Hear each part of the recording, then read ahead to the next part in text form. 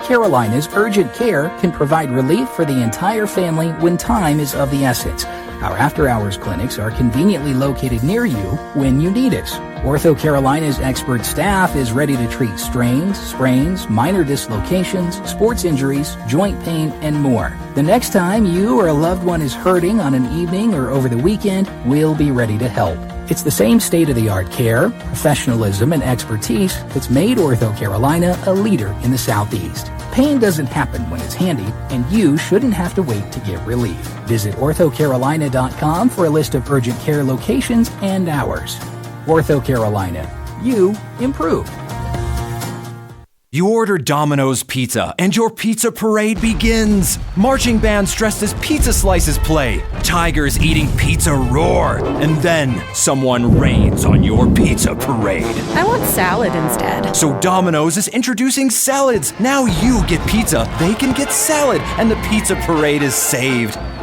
Order a medium 2-topping pizza and a delicious Domino's salad for only $5.99 each. 2-item minimum. You must ask for this limited time offer. Prices, participation, delivery area, and charges may vary. Looking for up-to-the-minute scores of your favorite Crusader sports? www.abbeyathletics.com. Feature content, including coaches' interviews. www.abbeyathletics.com. Crusaders broadcast on demand. That's right. www.abbeyathletics.com. Your online source for all things Crusaders can be found in one place. www.abbeyathletics.com. Gaston County is a great place to raise a family. The benefits of the Charlotte Metro blended with the familiarity of several bedroom communities make Gaston a wonderful place to become a first-time homebuyer. But in a shifting market, it's paramount to find a company that will work even harder for you in a very competitive landscape. Might I suggest to you Moss Realty? Moss Realty wants to serve you as an advocate through the home buying process. I've seen the hard work of the staff on a personal level. The attention to detail and their knowledge of Gaston County is top-notch. Moss Realty can help you make a pleasure out of life's biggest purchase. Give them a call at 704-865-5555 or log on to mossrealty.com. The number again, 704-865-5555. Moss Realty can turn dream home searching into dream home living. That number one more time, 704-865-5555. That's Moss Realty.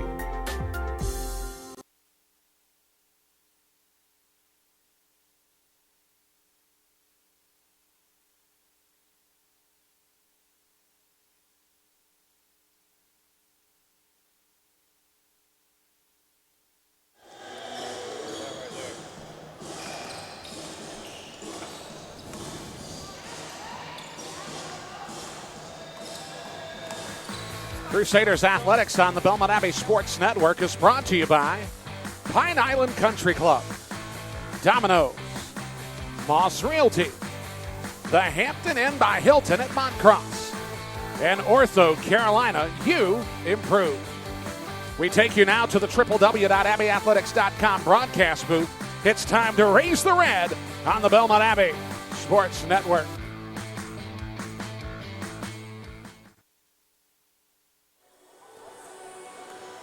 And good evening. We welcome you to the Wheeler Center on the campus of Belmont Abbey College for Crusaders basketball on the Belmont Abbey Sports Network as the Crusaders take on the Barton College Bulldogs. Brian Rushing this evening, so glad that you could join us as the Crusaders open up conference action this evening against the Barton College Bulldogs. The Barton College Bulldogs come into this contest 1-0 in conference play as they defeated Erskine last week to open the conference. The Crusaders have not played a conference matchup so far in this season. That'll change tonight as they take on the Barton College Bulldogs. The Crusaders last week, prior to the Thanksgiving holiday, dispatched the Charleston Golden Eagles inside the Wheeler Center for their home opener by a 74-57 score. It was a night for the Crusaders that they actually held Charleston to 26 turnovers and a 31% shooting percentage from the field. The Crusaders had a very solid defensive effort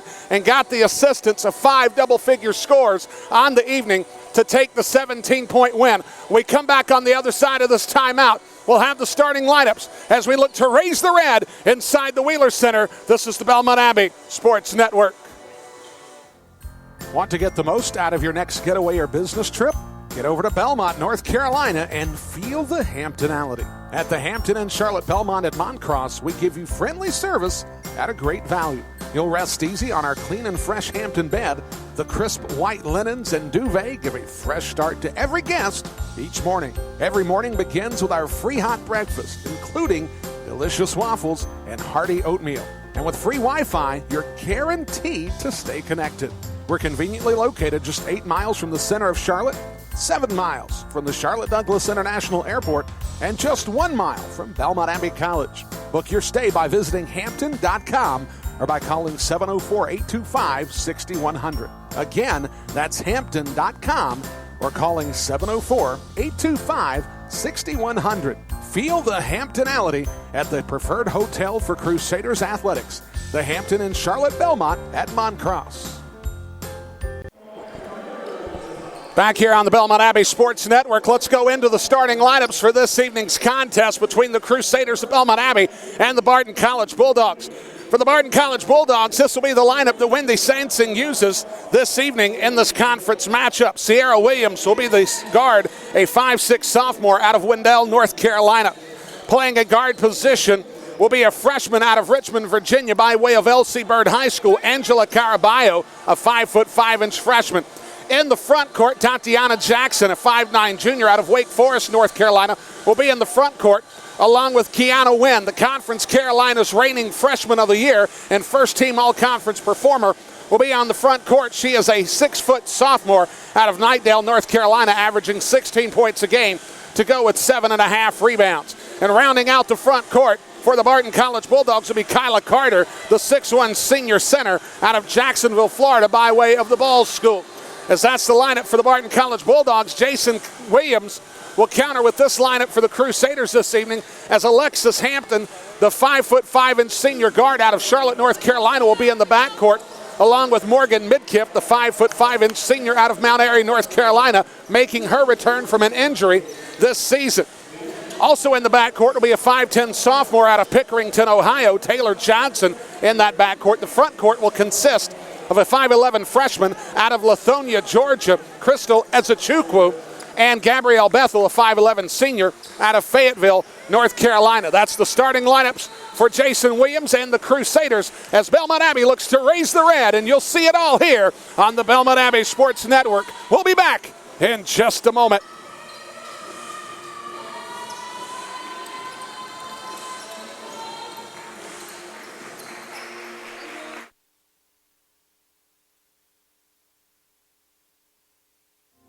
Gaston County is a great place to raise a family. The benefits of the Charlotte Metro blended with the familiarity of several bedroom communities make Gaston a wonderful place to become a first-time homebuyer.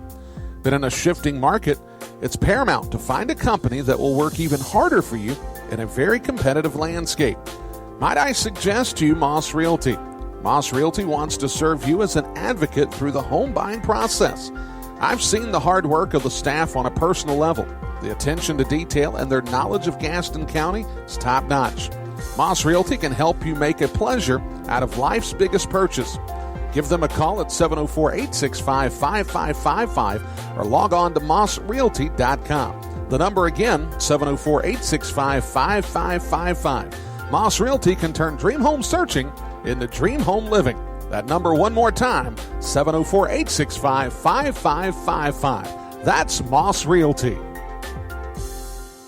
Pain. Pain doesn't just work 9 to 5. Pain can work round the clock, hours and hours, without even thinking of taking a break.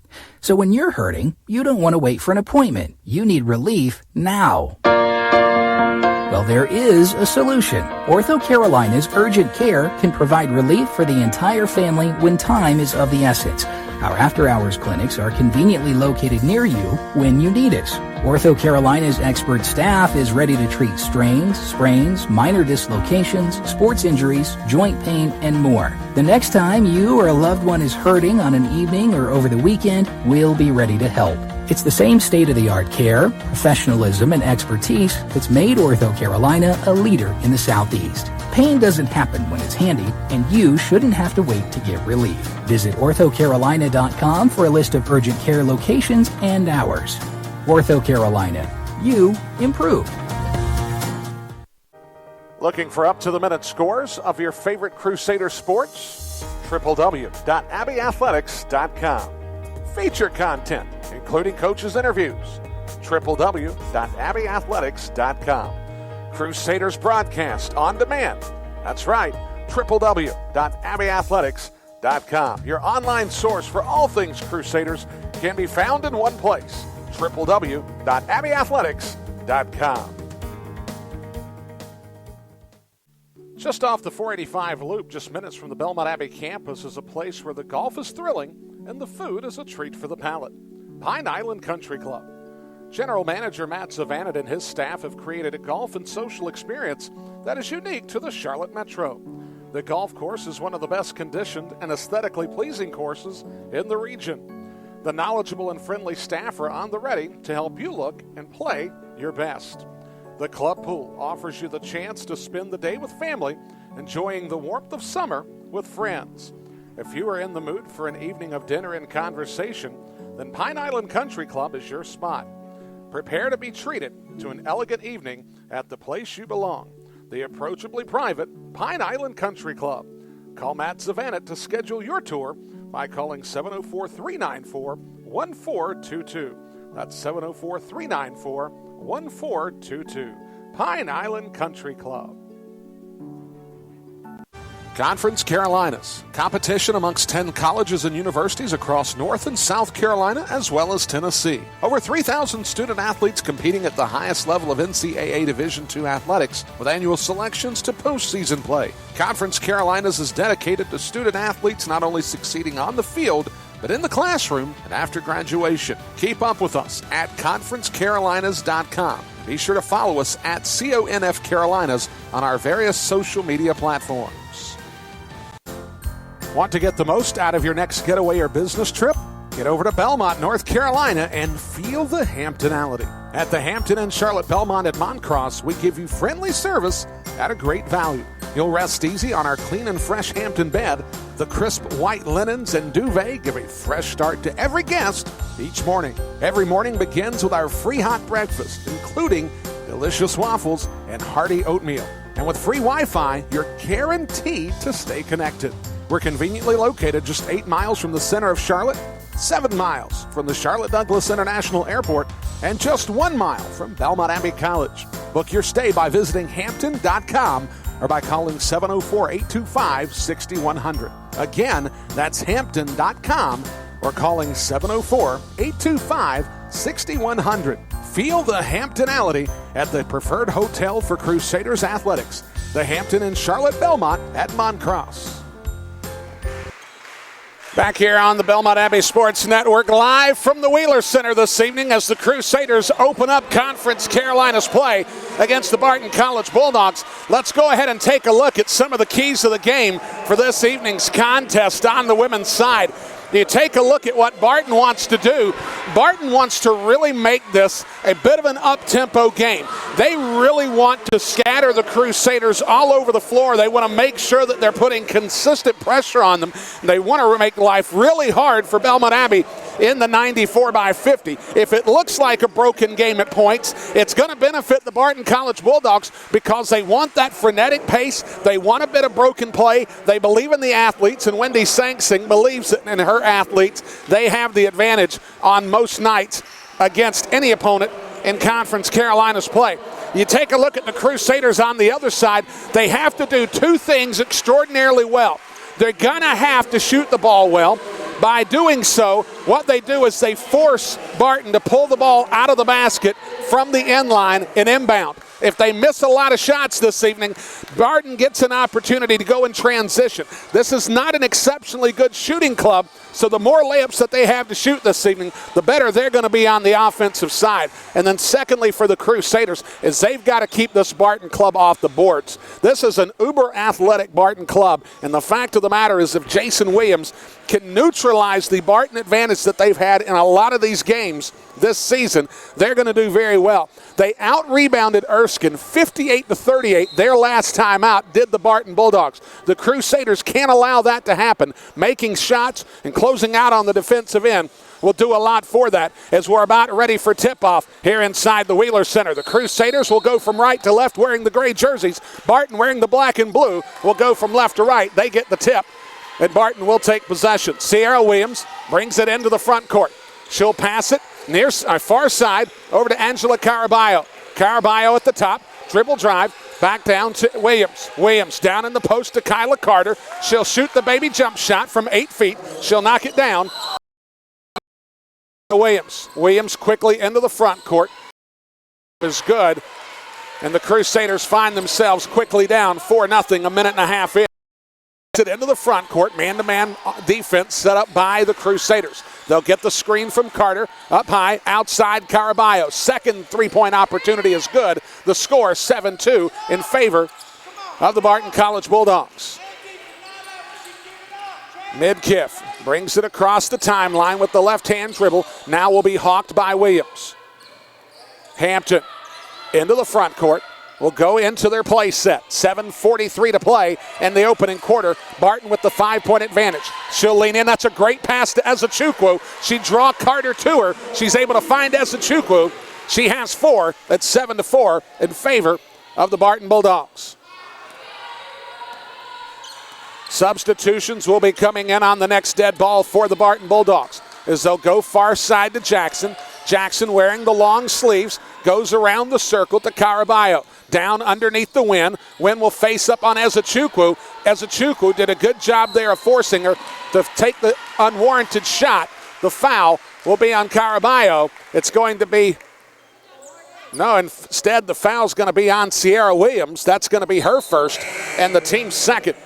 Checking into the contest for Barton is going to be Karima Dean. Also checking into the game, number 5, Alex Kimball. Also into the game for Barton, a third player, Jabria Smith, a senior out of Clinton, Maryland.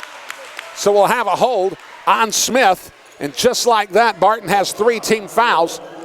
You only get 5 in a quarter before the other team begins shooting, so the Crusaders in a real good position to go into the bonus here in this opening stanza.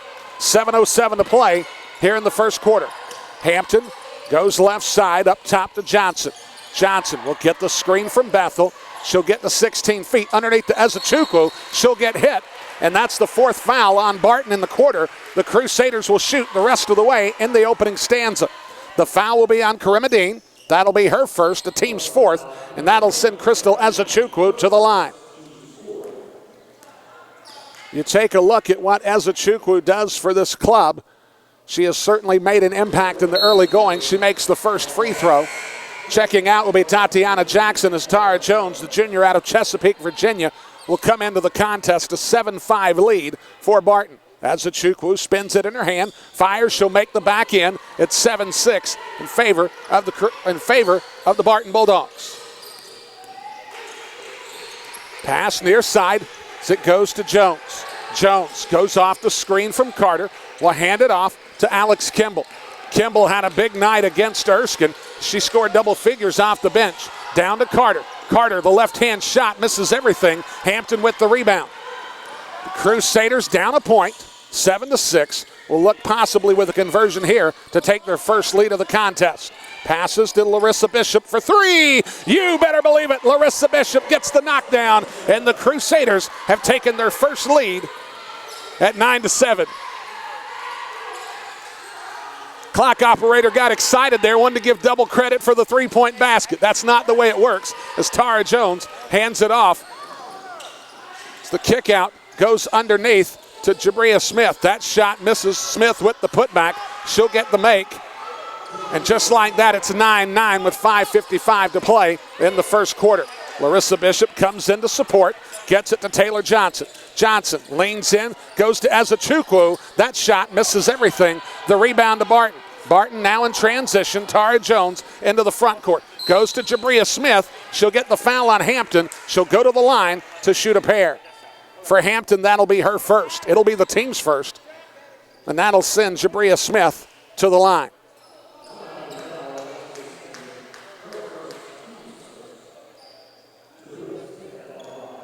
Smith will fire 2 shots.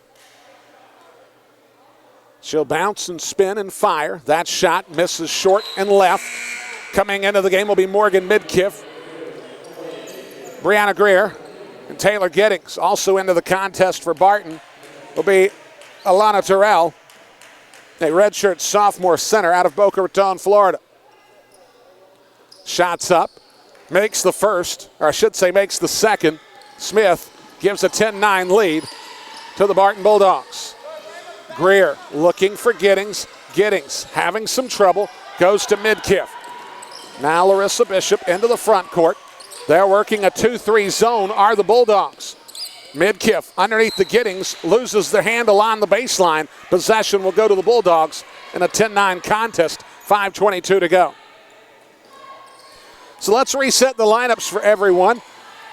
It's Jabria Smith, Tara Jones, also into the contest, Garima Dean. You see there Alex Kimball with the basketball as she goes to Tara Jones. Tara Jones on the baseline, gets cut off by Giddings.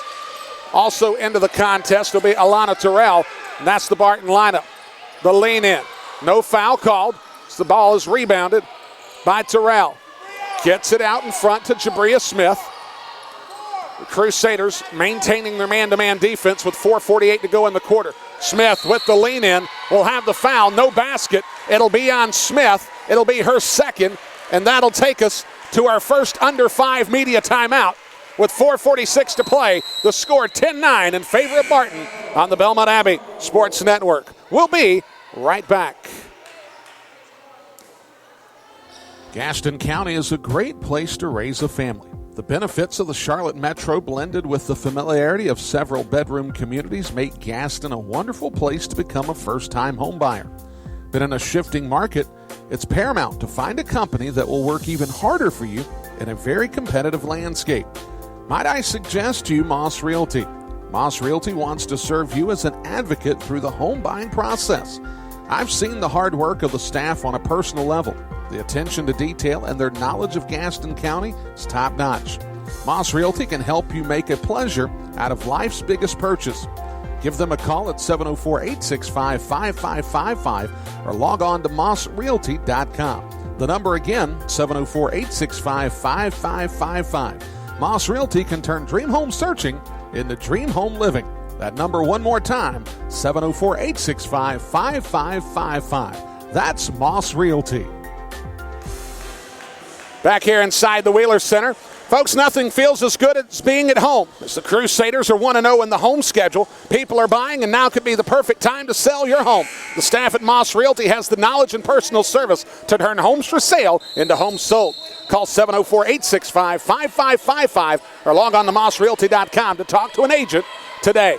Crusaders coming out of a jump trap by the Barton College Bulldogs. Bishop has 3 points already. That shot partially blocked by Terrell. Terrell can't get the handle on it. It goes to Larissa Bishop. They'll reset the shot clock, and Morgan Midkiff will have possession. Early numbers for the Crusaders.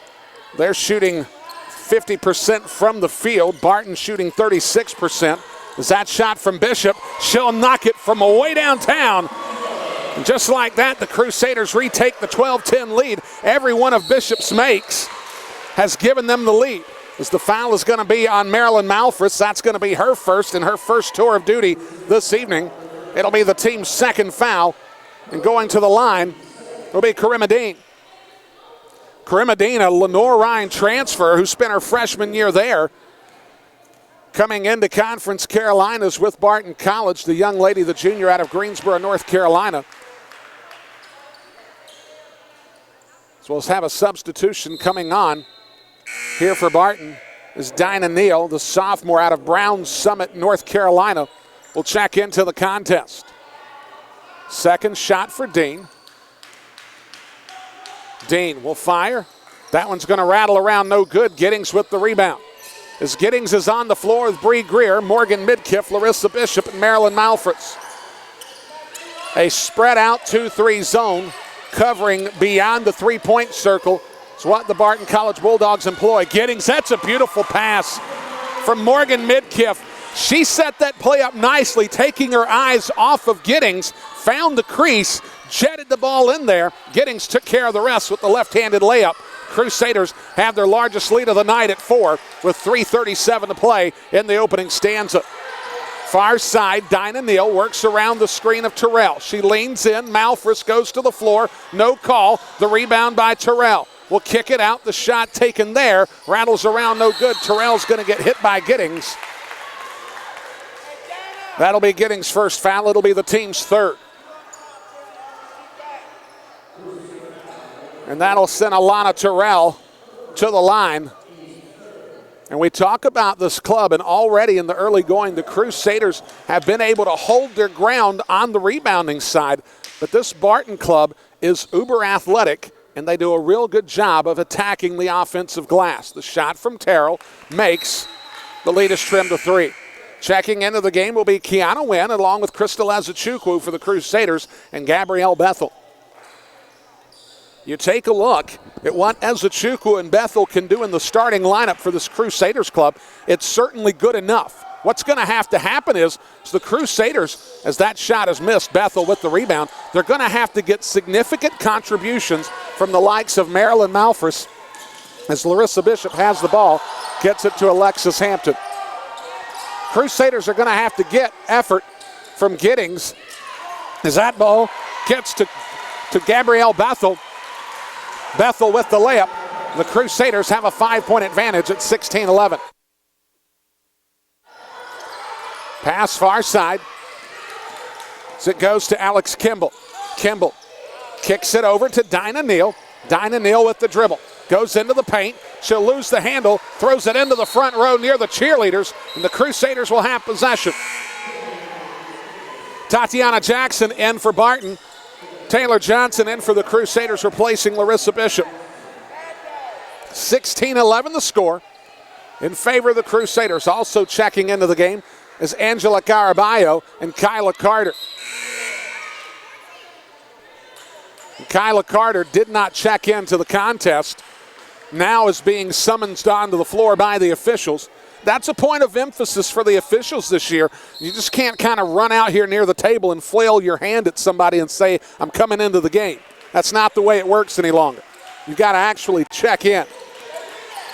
Midkiff's going to throw that off the thigh of Caraballo. Now Caraballo throws up the floater, and it'll be no basket. Midkiff's going to get credit for the offensive foul. The foul will be on Angela Caraballo. That's going to be her first. The basket will be waved off. That's a tough call if you're Wendy Saintsing. As Caraballo went up, but Midkiff got the position according to the officials in time, drawing the offensive foul. With 2:31 to play in the quarter, keeps the lead at 16-11. So Bethel on the floor with Alexis Hampton, Taylor Johnson, Morgan Midkiff, and Crystal Ezechukwu. Hampton gets it high to Taylor. Taylor Johnson goes to the left wing. Now to Midkiff. Midkiff floats it up high. That pass is not typically going to work. Not with an outlet, not with a tall athletic club like Barton. Kiana Wynn gets the pass underneath. She'll get the layup. The lead goes to 16-13 in favor of the Abbey. Pass high to Bethel. Bethel goes near side to Midkiff. She gets doubled up, and she'll go to the corner, and they'll call the traveling violation on Morgan Midkiff. Midkiff pleading her case, saying that she didn't travel, but it's going to fall on deaf ears as Barton will bring Alex Kimball back into the contest. Wendy Saintsing has no problem running 12, 13 players on the floor and running them en masse. She has no problem using her depth, using the athleticism, and certainly with Barton, a lot of the times is they just wear out the other club. Carter goes to Williams, now to Wynn. Wynn goes into the paint, back to Williams. Williams kicks it out to Kimball. Now they'll go to the corner. Underneath the Carter. Carter with that left-handed jumper will miss on the side of the backboard. They'll call Carter for the foul with 1:24 remaining in the first quarter. And they're not going to call the foul on Carter. They're going to call it on Kiana Wynn. And that'll send the Crusaders to the line to shoot the bonus. That'll be Wynn's second. I thought for sure that was Kyla Carter that got called for the foul. And that's exactly what they're going to do. They're going to change the call as Kyla Carter is going to get charged with the foul. They made the change just a moment ago. Wendy Saintsing, as soon as she realized the foul was called on Kiana Wynn, she was like, whoa, whoa, whoa, that was Kyla Carter. And she was right. Taylor Giddings checks in for Crystal Ezechukwu. Gabrielle Bethel will get the second free throw.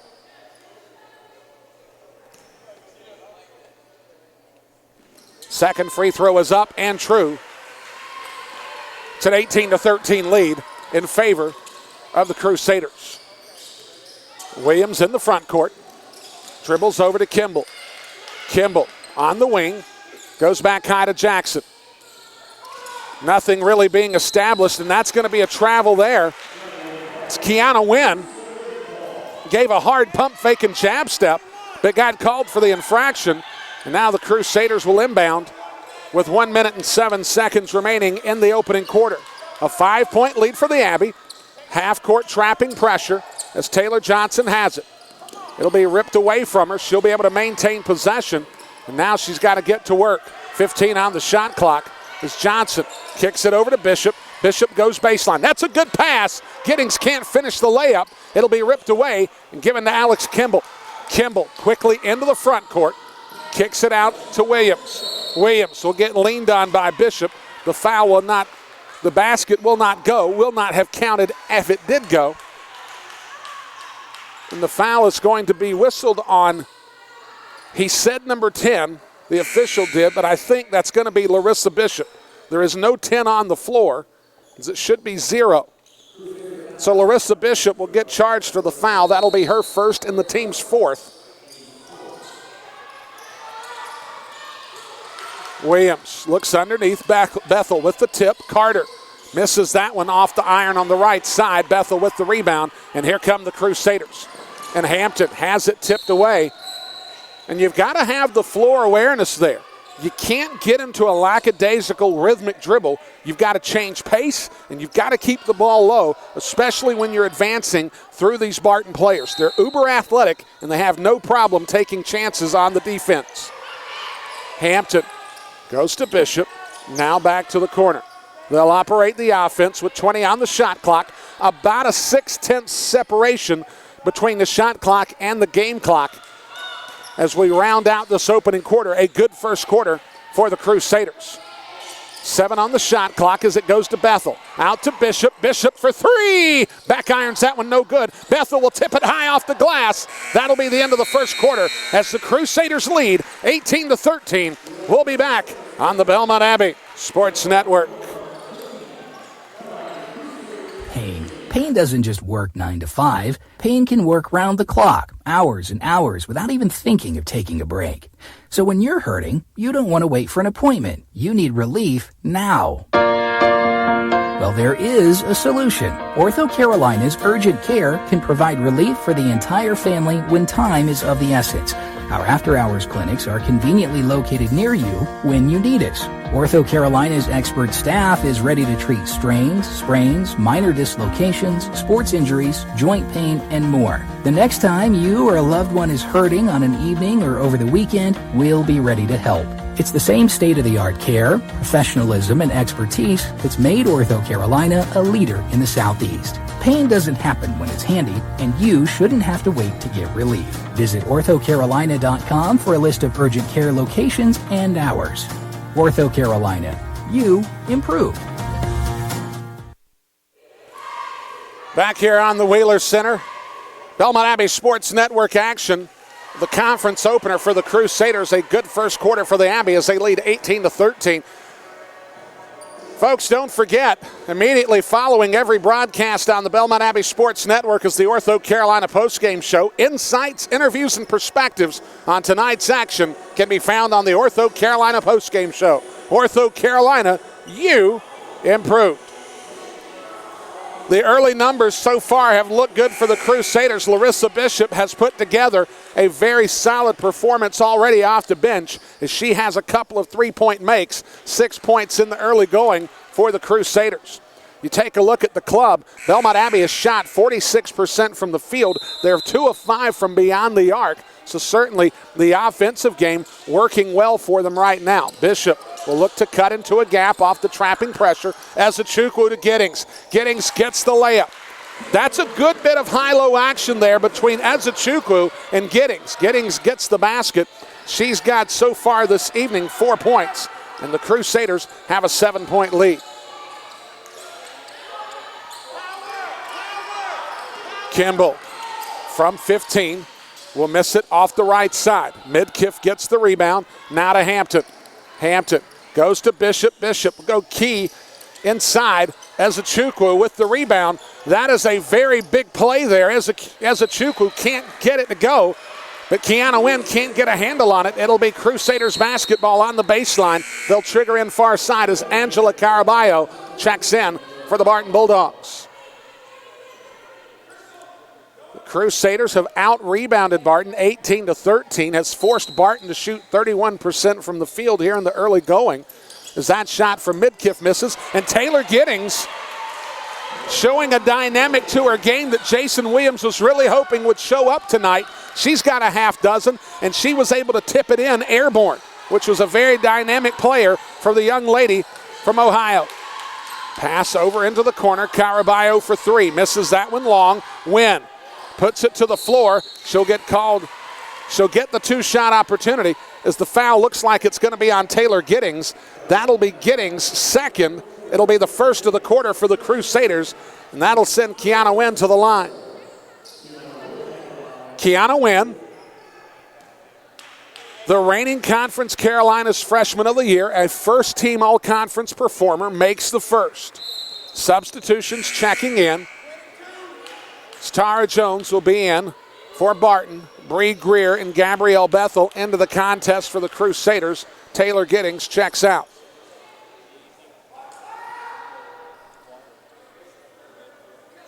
(22-14) game in favor of the Crusaders. Second shot, back irons it no good. Ezechukwu with the rebound. Three-quarter court pressure being applied. And the Crusaders have to make sure they really take care of business and work very, very efficiently in getting the ball across the timeline. Ezechukwu on the high elbow, goes to Midkiff, baseline, underneath the Bethel. That's a good turnaround move, couldn't get it to fall. The rebound will go to Barton. Tara Jones into the front court. The Crusaders have matched the physicality of the Barton College Bulldogs here in the early going. However, it's a 40-minute contest. We'll see if they maintain. Carter underneath, gets it to Wynn. Wynn, key to line to lane. They'll count the basket. The foul will be on Morgan Midkiff. So Kiana Wynn gets the basket. Midkiff with the foul. That's going to be her first. It's going to be the team's second. And Wynn will go to the line to shoot the and one opportunity. Wynn fires, Wynn makes. She gets the old-fashioned three-point play there. And checking into the game will be Karima Dean along with Jabria Smith. Second quarter action. Crusaders lead by 5. So glad that you could join us this evening. Greer steps through two players, bounces it over to Ezechukwu, and she's just too good too early.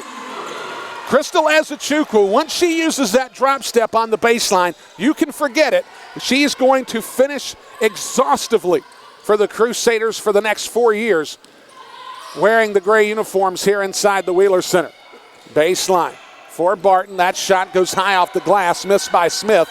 Bethel with the rebound. They'll kick it ahead to Bishop. Bishop cuts it to the middle and now goes to Greer. The Crusaders have played a very heady basketball game here in the early going. Bethel at the high post, out to Greer, now high to Bishop. An NBA three, not a problem. Larissa Bishop with the knockdown, and the Crusaders have a 10-point lead for the first time this evening. Larissa Bishop continues to extend her range. Before you know it, she'll be shooting it from downtown Belmont. As that ball out of bounds, deflected by Bethel. It'll be a baseline throw with 16 on the shot clock as Taylor Johnson checks in for the Crusaders. Well, she was going to. Jason Williams called her back to the bench. Now she'll come in place of Larissa Bishop. Bishop with 9 here in the contest. And she has just continued from the moment she walked onto this campus to get better and better, handling the moment and shooting the basketball from distance. And it's starting to really pay dividends for Jason Williams as he's got to give her minutes. Jabria Smith out to Karima Dean. To Caraballo, and that's a shot clock violation. And Wendy Sing Sing's club had no idea it was taking place. Sierra Williams comes into the game. Crystal Ezechukwu out. Marilyn Malfris in. And full court pressure being applied by Barton. The Crusaders have lost 17 of the last 19 matchups they've had against this club. As Taylor Johnson, bang, from 19 feet. She gets the knockdown, and the lead is stretched to 12.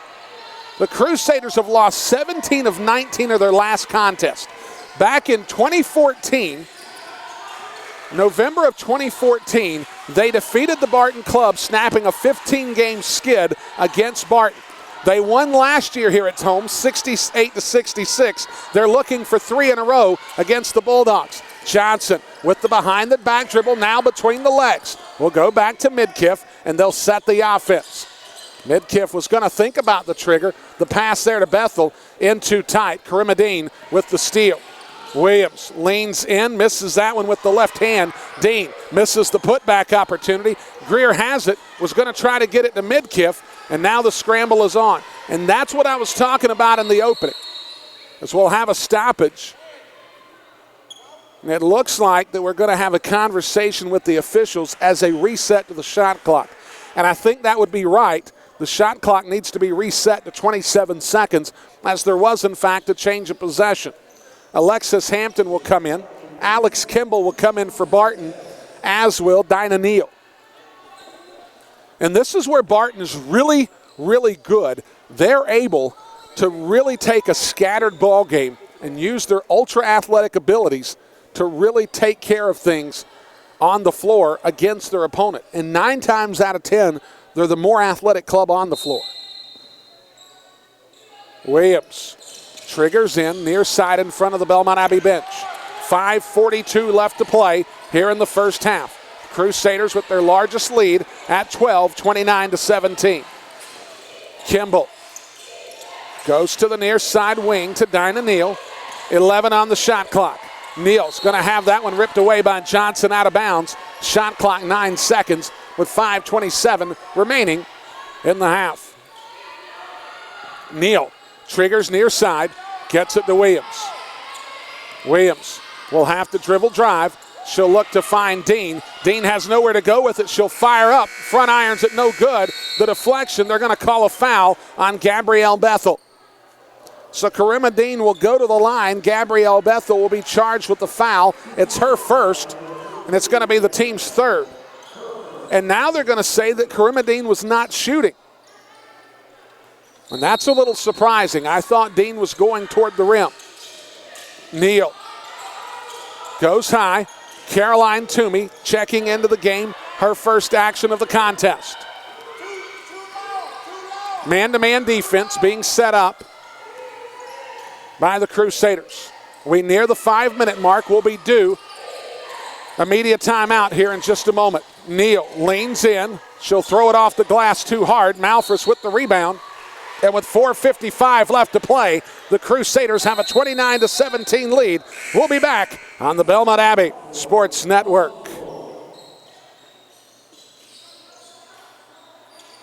Conference Carolinas. Competition amongst 10 colleges and universities across North and South Carolina, as well as Tennessee. Over 3,000 student athletes competing at the highest level of NCAA Division II athletics, with annual selections to postseason play. Conference Carolinas is dedicated to student athletes not only succeeding on the field, but in the classroom and after graduation. Keep up with us at conferencecarolinas.com. Be sure to follow us at CONF Carolinas on our various social media platforms. Picture this. It's Monday afternoon and you're at Domino's buying a large 3-topping pizza. You give the Domino's employee $7.99 plus tax, of course. Now, picture this. It's Friday and you're at Domino's buying a large 3-topping pizza. You give the Domino's employee more than you paid Monday. You feel bamboozled. But then you hear this. Domino's is now extending its $7.99 large 3-topping carryout deal to all day, every day. And so you danced and ate Domino's. Carryout only. You must ask for this limited time offer. Prices, participation, and charges may vary. Back here inside the Wheeler Center. Folks, be sure to stick around for Crusaders at the half, where we take a look at the numbers, tell you what they mean, and get you ready for second half Crusaders hoops action. Every halftime on the Belmont Abbey Sports Network, it's Crusaders at the half, as the Crusaders have held Barton to 29% from the field. They're just 1 of 6 from distance. The Crusaders looking far better, shooting 52% from the field. They're 3 of 6 from distance. Midkiff on the floor with Hampton, Bishop, Malfris, and Bethel. Hampton dribbles in, kicks it outside to Midkiff for 3. Front irons, that one no good. Carter with the rebound. Goes quickly to Sierra Williams. Williams dribble drive, cuts in, leans in, misses the left-handed layup, gets the putback. And that cuts a drought for Barton that extended about 4 to 5 minutes. That pass nowhere near the intended target of Morgan Midkiff. And with 4:19 to play, the score 29-19. Bree Greer will be checking in. Kiana Wynn in for the Barton Bulldogs. Crusaders have out-rebounded Barton 27-19. They have forced 5 Barton turnovers here in the early going. The only problem is they've got 9 turnovers of their own. They've got to make sure that they cut those numbers down as much as they possibly can. As Williams goes to Carter on the high post pass. That's deflected away. Barton will have it, and we'll call a foul. I believe that's going to be on Larissa Bishop. If that foul is on Bishop, that will be her second. It will be her second. It'll be the team's 4th, and now Barton will spend the rest of the first half shooting free throws with 4:06 remaining. Taylor Johnson will check in place of LB. Kiana Wynn with 8 points so far in the contest, and she's pretty much been the most substantial offensive player for Barton here in this contest, already with half of her team-high leading average. As that shot is going to be no good, it's going to be an offensive foul as Marilyn Malfris draws it. So the foul's going to be on Dinah Neal. That'll be her first, and it'll be the team's first of the quarter.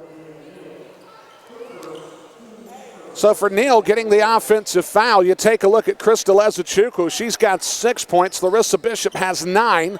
Taylor Giddings has 6, so certainly there's a bit of balance for the Crusaders as they have the 10-point advantage with 4 minutes remaining here in the half. So glad that you could join us this evening on the Belmont Abbey Sports Network.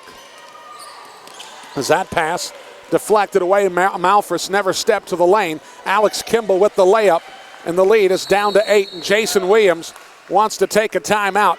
It'll be a 30-second call. We'll keep it here on the Belmont Abbey Sports Network.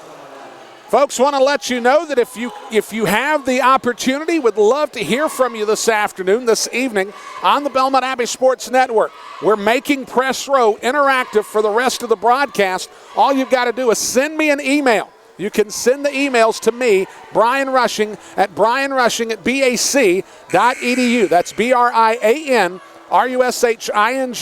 at BAC.edu. If you've got a question for me here courtside, I'll be happy to answer the questions. If you'd just like to let me know that you're tuning in and where you're catching the action, that would be fantastic too. Whether you support the blue of the Barton Bulldogs or whether you support the Crusaders, either way works. Just send us those emails to Brian Rushing at BAC.edu. Brianna Greer brings it into the front court with the left-hand dribble. Greer with the dribble, goes to Johnson on the far side. Johnson will utilize a Bethel screen, fought out of by Alex Kimball. Midkiff looks down to Bethel. Bethel goes baseline, nowhere to lean. She throws it up high, and she'll get bailed out on a call. As the foul is going to be on Kiana Wynn, and that's going to be her second. It'll be the team's second of the quarter, and that'll send Bethel to the line. A bit of a bailout there for Gabrielle Bethel. as we'll have a stoppage to wipe up the perspiration on the floor. Also wanted to let you know, got a new Twitter handle that you can find me on Twitter at VoiceOfBASN. It's real simple, at VoiceOfBASN. Certainly if you send me a tweet, I ask that you only use the hashtag #RaiseTheRed to let me know that that tweet was intended for me. And if you do so, I'll be sure to try to check mine throughout the contest and send you appropriate shout-outs as they're necessary. Karima Dean will check into the game for Kiana Wynn. 3:20 to play. The Crusaders with the 9-point lead at 30-21. Bethel will get the second opportunity. She'll fire it up. The shot is good. The Crusaders' lead goes back to 10. For Bethel, she now has 6 points in the contest. So 4 players with at least 6 already in this contest. Dean kicks it out to Neal. Neal will have to go to Williams on the far side at the wing with 14 to shoot. Nearing the 3-minute mark as Neal looking for Carter, has her fronted by Bethel. That shot on the baseline misses everything. The rebound will go to Johnson, and the Crusaders go into the front court with a little bit of token pressure by Dinah Neal. Greer with 2:45 to go in the half gets it out to Ezechukwu. That's stolen away by Alex Kimball, and now Kimball will lean in, and she'll get hammered going to the basket. As Crystal Ezechukwu got her money's worth on that one. That'll be her first.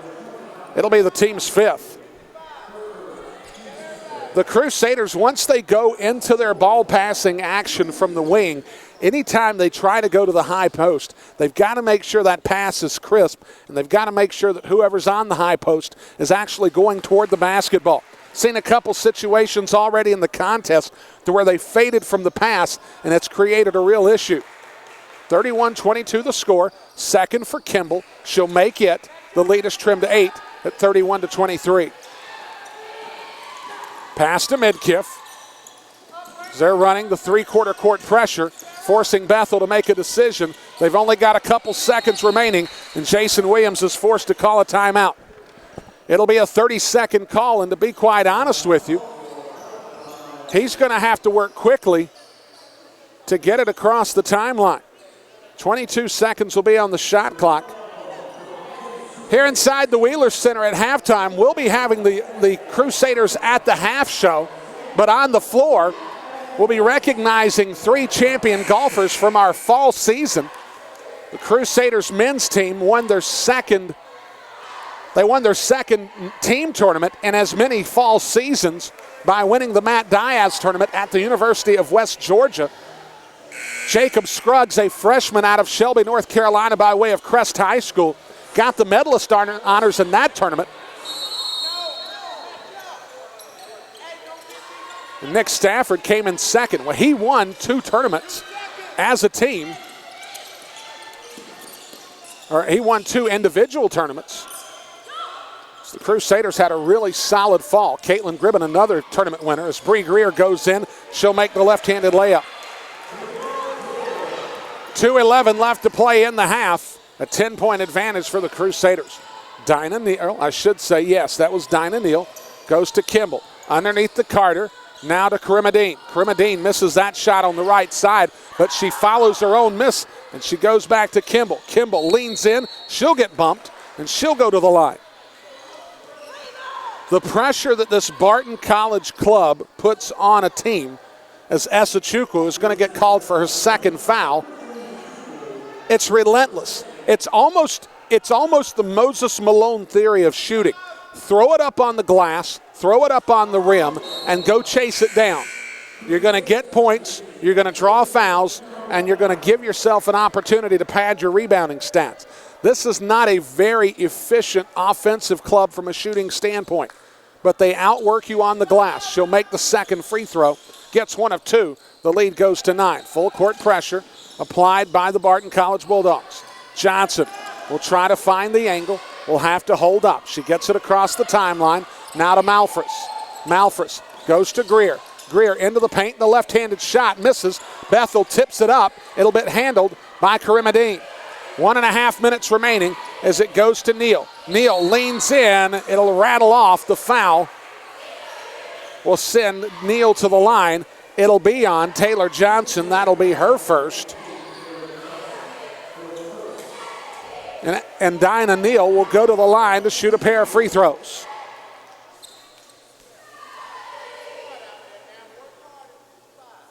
Free throws up, free throws good. Hampton checks into the contest for the Crusaders.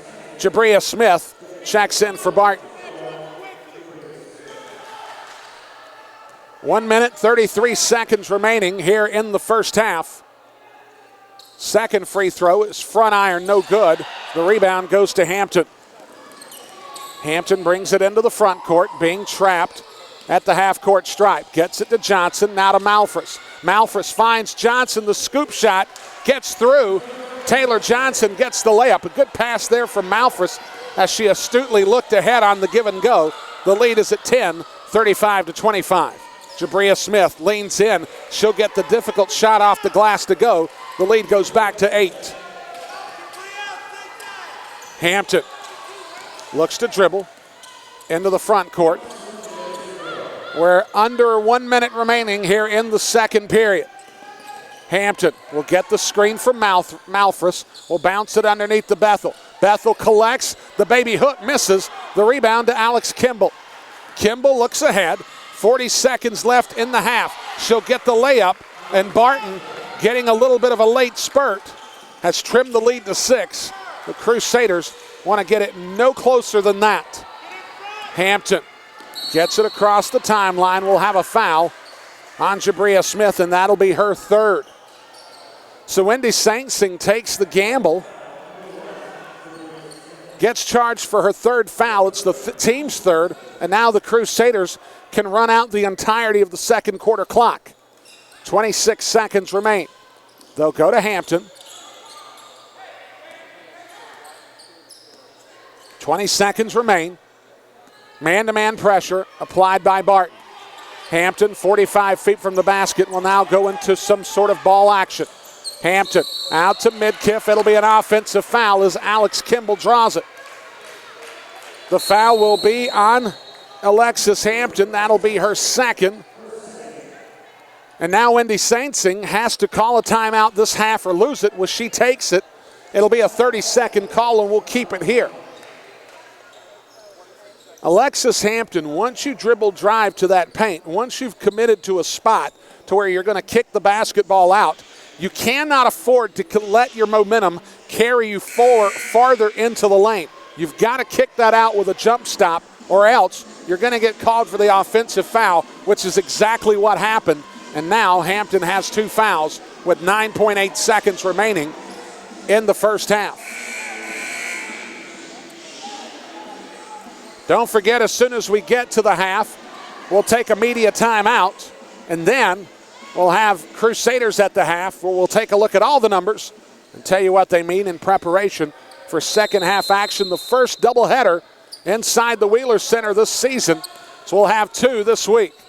Jackson into the front court, gets it to Caraballo. Dean is going to have to pull up quickly. The shot, no good at the horn. It's 35-29 in favor of the Crusaders. We come back, Crusaders at the half on the Belmont Abbey Sports Network. Gaston County is a great place to raise a family. The benefits of the Charlotte Metro, blended with the familiarity of several bedroom communities, make Gaston a wonderful place to become a first-time home buyer. But in a shifting market, it's paramount to find a company that will work even harder for you in a very competitive landscape. Might I suggest to you Moss Realty? Moss Realty wants to serve you as an advocate through the home buying process. I've seen the hard work of the staff on a personal level. The attention to detail and their knowledge of Gaston County is top-notch. Moss Realty can help you make a pleasure out of life's biggest purchase. Give them a call at 704-865-5555 or log on to mossrealty.com. The number again, 704-865-5555. Moss Realty can turn dream home searching into dream home living. That number one more time, 704-865-5555. That's Moss Realty. Pain. Pain doesn't just work 9 to 5. Pain can work round the clock, hours and hours, without even thinking of taking a break.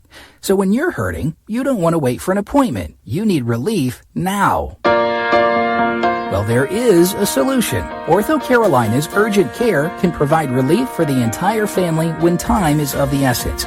Our after-hours clinics are conveniently located near you when you need us. Ortho Carolina's expert staff is ready to treat strains, sprains, minor dislocations, sports injuries, joint pain, and more. The next time you or a loved one is hurting on an evening or over the weekend, we'll be ready to help. It's the same state-of-the-art care, professionalism, and expertise that's made Ortho Carolina a leader in the Southeast. Pain doesn't happen when it's handy, and you shouldn't have to wait to get relief. Visit orthocarolina.com for a list of urgent care locations and hours. Ortho Carolina. You improve. Looking for up-to-the-minute scores of your favorite Crusader sports? www.abbeyathletics.com. Feature content, including coaches' interviews. www.abbeyathletics.com. Crusaders broadcast on demand. That's right, www.abbeyathletics.com. Your online source for all things Crusaders can be found in one place, www.abbeyathletics.com. Just off the 485 loop, just minutes from the Belmont Abbey campus, is a place where the golf is thrilling and the food is a treat for the palate. Pine Island Country Club. General Manager Matt Zavannett and his staff have created a golf and social experience that is unique to the Charlotte Metro. The golf course is one of the best conditioned and aesthetically pleasing courses in the region. The knowledgeable and friendly staff are on the ready to help you look and play your best. The club pool offers you the chance to spend the day with family, enjoying the warmth of summer with friends. If you are in the mood for an evening of dinner and conversation, then Pine Island Country Club is your spot. Prepare to be treated to an elegant evening at the place you belong, the approachably private Pine Island Country Club. Call Matt Zavannett to schedule your tour by calling 704-394-1422. That's 704-394-1422. Pine Island Country Club.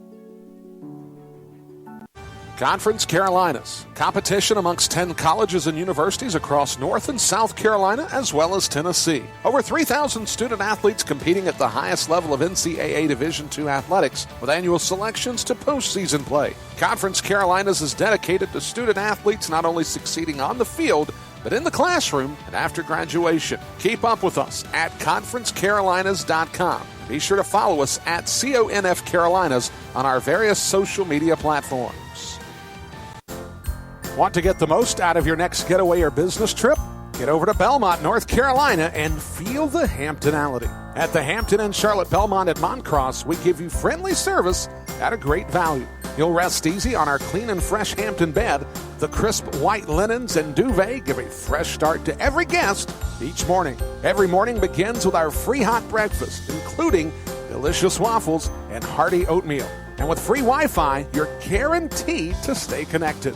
We're conveniently located just 8 miles from the center of Charlotte, 7 miles from the Charlotte Douglas International Airport, and just 1 mile from Belmont Abbey College. Book your stay by visiting Hampton.com or by calling 704-825-6100. Again, that's Hampton.com or calling 704-825-6100. Feel the Hamptonality at the preferred hotel for Crusaders athletics, the Hampton Inn Charlotte Belmont at Moncross. Back here inside the Wheeler Center, Crusaders at the half here on the Belmont Abbey Sports Network as the Crusaders took a very solid second quarter. They were able to stretch out their lead by as many as 12 in the second quarter. They have a 6-point halftime lead against the Barton Bulldogs as we're at Crusaders at the half. Brian Rushing here with you. So glad that you could join us this evening.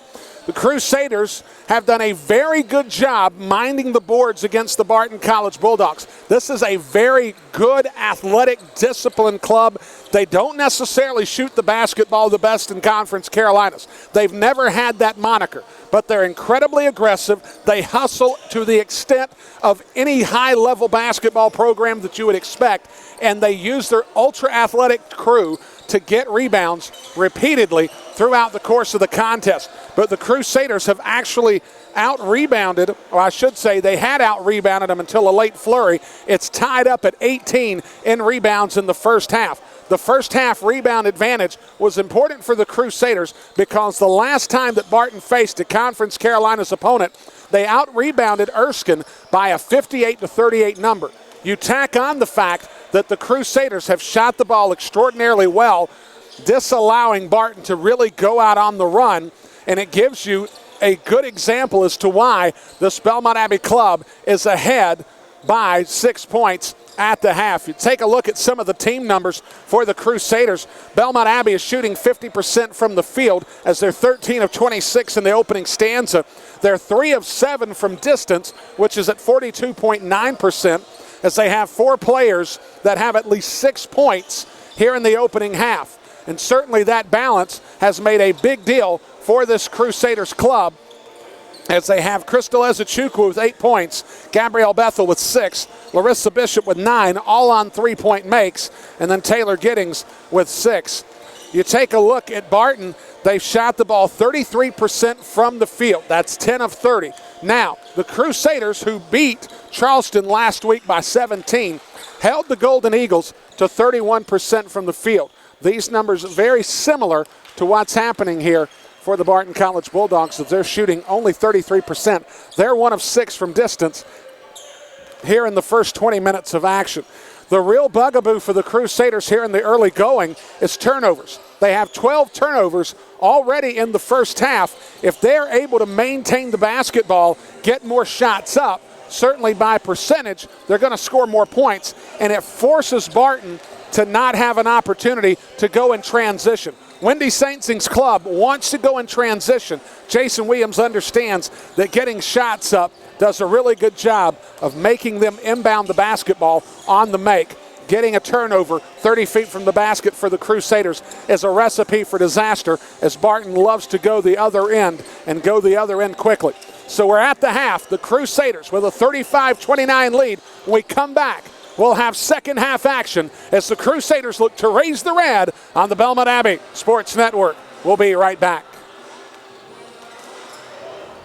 Want to get the most out of your next getaway or business trip? Get over to Belmont, North Carolina, and feel the Hamptonality. At the Hampton Inn Charlotte Belmont at Moncross, we give you friendly service at a great value. You'll rest easy on our clean and fresh Hampton bed. The crisp white linens and duvet give a fresh start to every guest each morning. Every morning begins with our free hot breakfast, including delicious waffles and hearty oatmeal. And with free Wi-Fi, you're guaranteed to stay connected. We're conveniently located just 8 miles from the center of Charlotte, 7 miles from the Charlotte Douglas International Airport, and just 1 mile from Belmont Abbey College. Book your stay by visiting Hampton.com or by calling 704-825-6100. Again, that's Hampton.com or calling 704-825-6100. Feel the Hamptonality at the preferred hotel for Crusaders athletics, the Hampton Inn Charlotte Belmont at Moncross. Pain. Pain doesn't just work 9 to 5. Pain can work round the clock, hours and hours, without even thinking of taking a break. So when you're hurting, you don't want to wait for an appointment. You need relief now. Well, there is a solution. Ortho Carolina's Urgent Care can provide relief for the entire family when time is of the essence. Our after-hours clinics are conveniently located near you when you need us. Ortho Carolina's expert staff is ready to treat strains, sprains, minor dislocations, sports injuries, joint pain, and more. The next time you or a loved one is hurting on an evening or over the weekend, we'll be ready to help. It's the same state-of-the-art care, professionalism, and expertise that's made Ortho Carolina a leader in the Southeast. Pain doesn't happen when it's handy, and you shouldn't have to wait to get relief. Visit orthocarolina.com for a list of urgent care locations and hours. Ortho Carolina. You improve. You order Domino's Pizza, and your pizza parade begins. Marching bands dressed as pizza slices play. Tigers eating pizza roar. And then someone rains on your pizza parade. I want salad instead. So Domino's is introducing salads. Now you get pizza, they can get salad, and the pizza parade is saved. Order a medium 2-topping pizza and a delicious Domino's salad for only $5.99 each. 2-item minimum. You must ask for this limited time offer. Prices, participation, delivery area, and charges may vary. Looking for up-to-the-minute scores of your favorite Crusader sports? www.abbeyathletics.com. Feature content, including coaches' interviews. www.abbeyathletics.com. Crusaders broadcast on demand. That's right, www.abbeyathletics.com. Your online source for all things Crusaders can be found in one place. www.abbeyathletics.com. Gaston County is a great place to raise a family. The benefits of the Charlotte Metro, blended with the familiarity of several bedroom communities, make Gaston a wonderful place to become a first-time homebuyer. But in a shifting market, it's paramount to find a company that will work even harder for you in a very competitive landscape. Might I suggest to you Moss Realty? Moss Realty wants to serve you as an advocate through the home buying process. I've seen the hard work of the staff on a personal level. The attention to detail and their knowledge of Gaston County is top-notch. Moss Realty can help you make a pleasure out of life's biggest purchase. Give them a call at 704-865-5555 or log on to mossrealty.com. The number again, 704-865-5555. Moss Realty can turn dream home searching into dream home living. That number one more time, 704-865-5555. That's Moss Realty.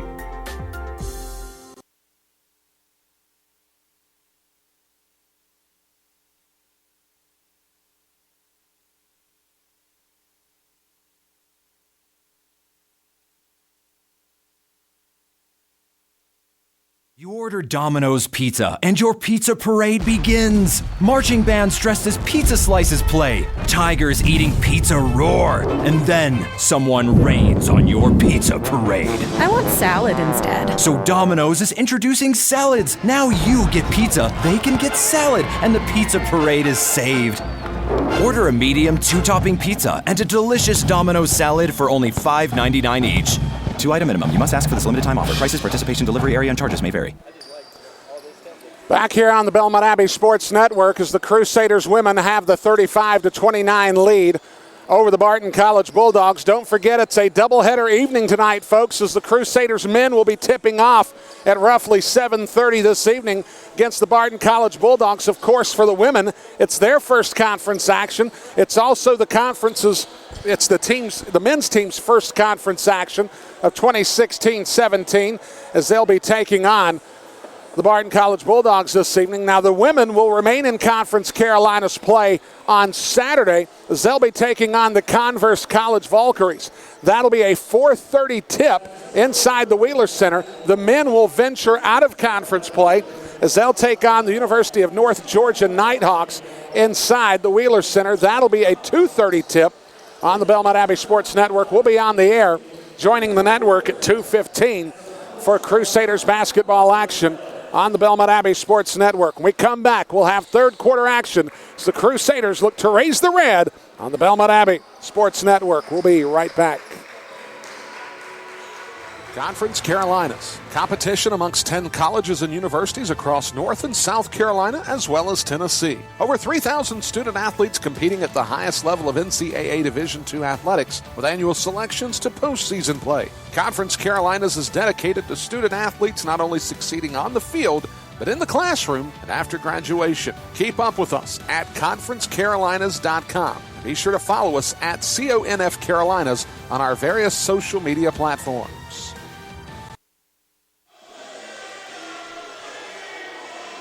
Brian Rushing here with you on the Belmont Abbey Sports Network. Folks, don't forget, if you would like to, there's two ways you can find me here at the broadcast location for Crusaders basketball. You can always send me an email throughout the course of the broadcast by going to Brian Rushing at bac.edu. That's BRIANRUSHING at bac.edu. That is how you can reach me by way of email. You can always find me also on Twitter. I have a new Twitter handle, as you can find me at Voice of BASN. That's Voice of BASN on Twitter. Would love to respond to you this evening. It's the Crusaders about to get the second half started against the Barton College Bulldogs. The Bulldogs will be going from right to left across your computer screen and your mobile device, wearing the black jerseys this evening. The Crusaders, wearing the gray jerseys, will go from left to right. So we have a slight delay before we get started here in the second half of action. Barton will bring out Tatiana Jackson, Angela Caraballo, Sierra Williams, Kiana Wynn, and Kyla Carter, I should say, to get the second half started. Carter on the baseline. She'll get the turnaround jumper. Just like that, the Barton College Bulldogs are on the board here in the second half. Bethel on the floor with Midkiff, Johnson, Ezechukwu, and Hampton. The starting five, just like before. Ezechukwu misses that. The layup opportunity for Gabrielle Bethel. She responds with the putback for Bethel in the contest. She has 8 as she joins Crystal Ezechukwu with 8. The team high score is Larissa Bishop with 9. The floater taken and missed, rebounded by Ezechukwu. The shot taken by Angela Caraballo. Alexis Hampton. Pass stolen away. Barton will bring it into the front court as Tatiana Jackson will go into the paint. And now that pass is stolen by Gabrielle Bethel. Hampton looks ahead to Taylor. Taylor leans in. She'll miss the layup. The rebound to Caraballo. Caraballo goes to Williams.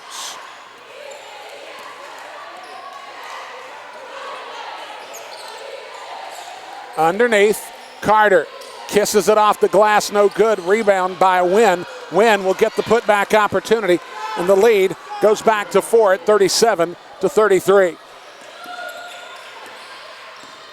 Hampton into the front court. Being guarded by Williams. Midkiff at the top, goes underneath to Ezechukwu. Ezechukwu into the paint. She'll kiss it off the glass. The lead goes back to 6 at 39-33.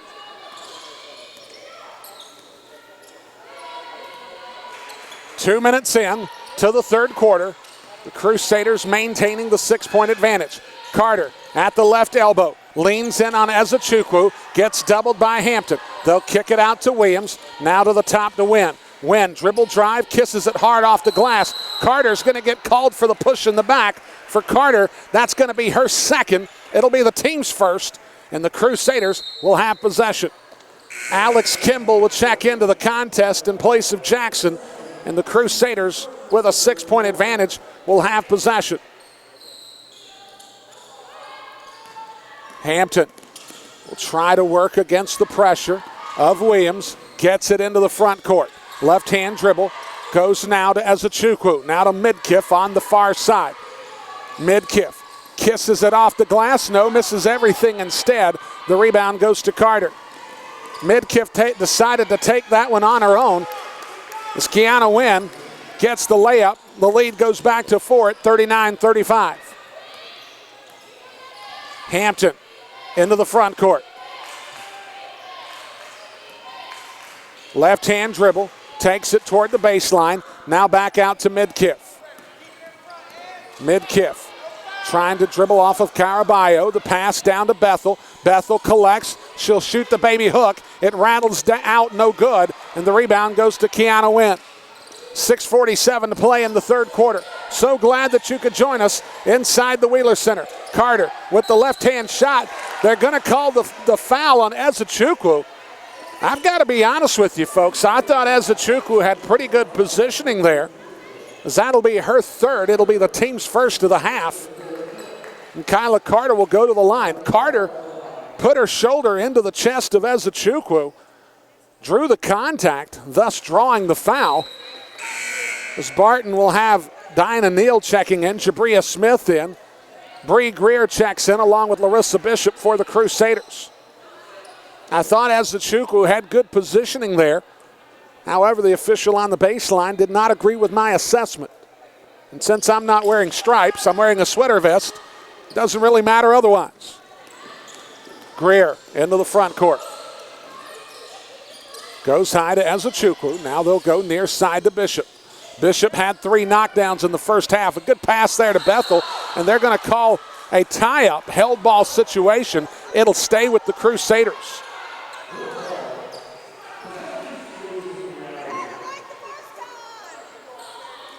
The score, 39-36 in favor of the Crusaders.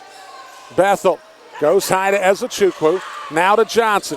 Johnson gets it outside to Bethel. 9 on the shot clock. They'll go to Bishop. Bishop running out of time goes to Ezechukwu, and Ezechukwu will knock down the 17-foot jumper. She's not just a post player. She's got a little bit of mid-range, and the lead goes to 5 at 41-36. Kimball between the rings, being pressured by Johnson. She'll take it into the paint, throws up the high floater, gets the kiss. The lead back to 3 at 41-38. Now both clubs starting to take it rimward.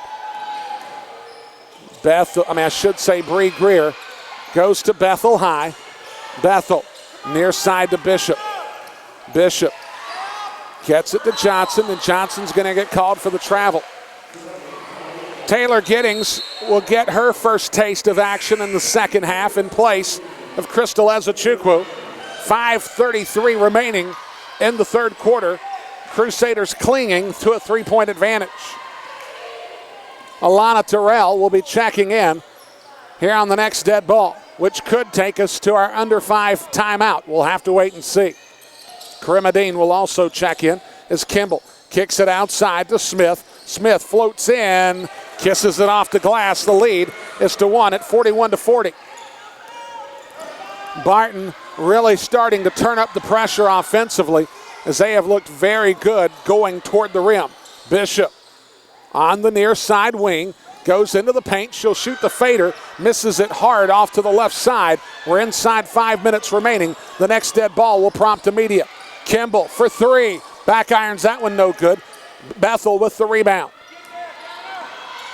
Greer into the front court. Thought she was going to go to the elbow, decided to play it back out. Now takes it to the corner. The pass to Giddings, she'll have to track it down. Hustle there from Neal, can't come up with it. Greer on the far side at the wing, gets the screen from Giddings. They'll bounce it to Giddings. Giddings, left-handed shot, misses. The rebound to Kiana Wynn. Somebody better pick up that dribble. Wynn goes in, she'll make the layup, and Barton has their first lead since the first quarter at 42-41, as they have really taken advantage here. And Jason Williams is going to call a timeout. It'll go full for media considerations. With 4:05 left to play, we'll have a timeout. Barton leads 42-41. We'll be right back on the Belmont Abbey Sports Network. Want to get the most out of your next getaway or business trip? Get over to Belmont, North Carolina, and feel the Hamptonality. At the Hampton Inn Charlotte Belmont at Moncross, we give you friendly service at a great value. You'll rest easy on our clean and fresh Hampton bed. The crisp white linens and duvet give a fresh start to every guest each morning. Every morning begins with our free hot breakfast, including delicious waffles and hearty oatmeal. And with free Wi-Fi, you're guaranteed to stay connected.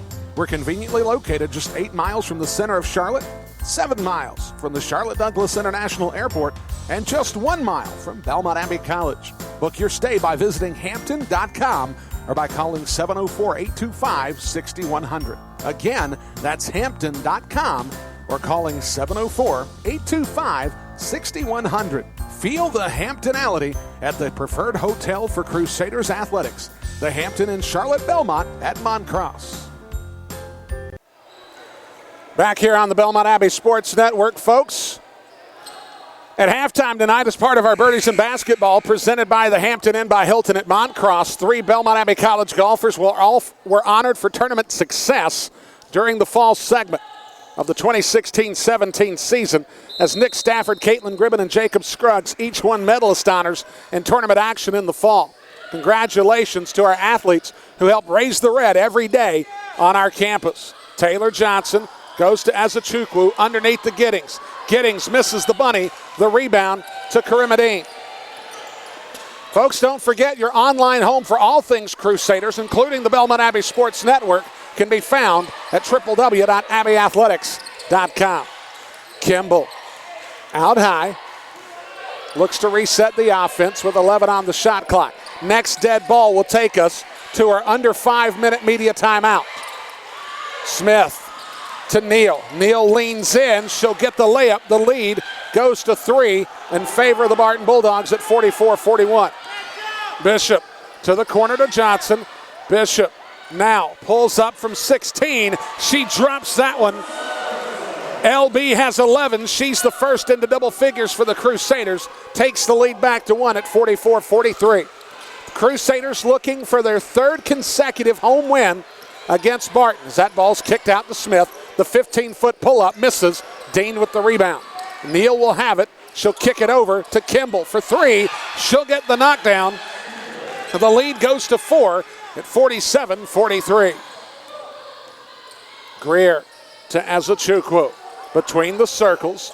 She'll go to Bishop near side, I should say far side on the left.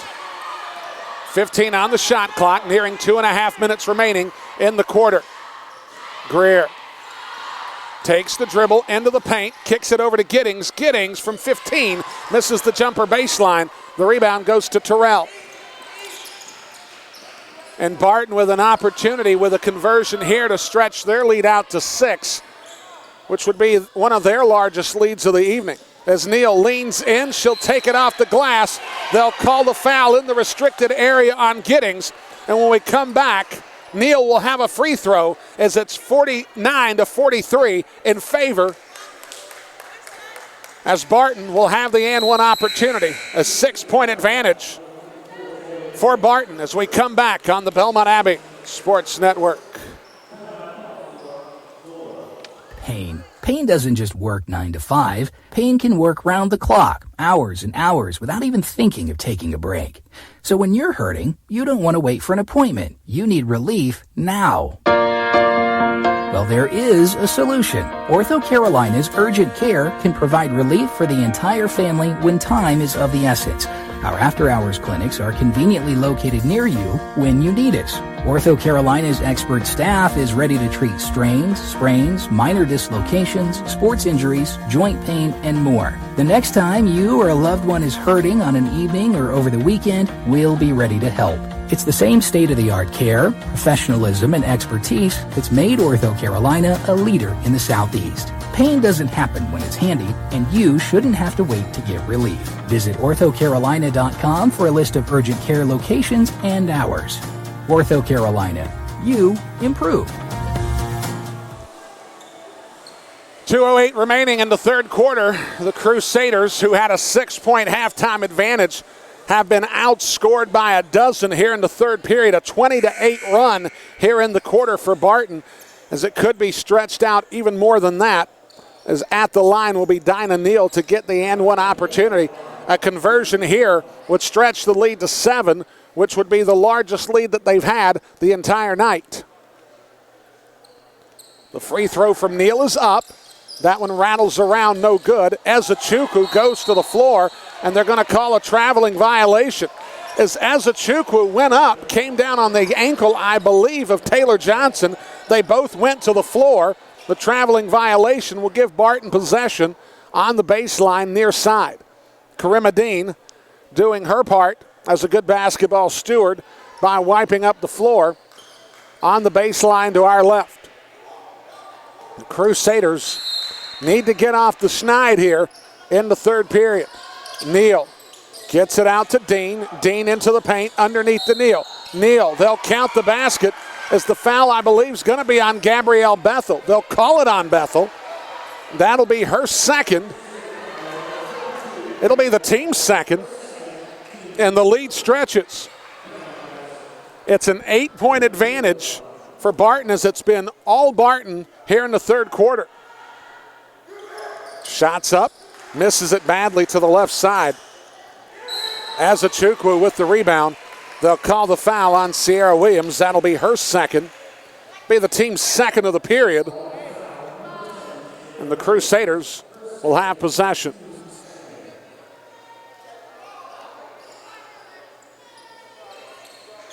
A 51-43 score in favor of Barton. As Azachukwu, looking to get it in, goes to Johnson. And Johnson will get it into the front court to Midkiff. Midkiff underneath the Bethel. Bethel faces up. Now back to Midkiff. Midkiff on the baseline can go to Azachukwu, and they'll stop the bleeding for a little bit as the Crusaders get back on the board. They trail by 6. Inside 100 seconds remaining in the third quarter. Williams between the circles, stretching out the offense as Alex Kimball has it. Guarded by Taylor Johnson. We'll have mass substitutions coming in for Barton on the next dead ball. Williams leans in with the left-handed shot. It's missed. Bethel has it poked away. Possession to the Crusaders.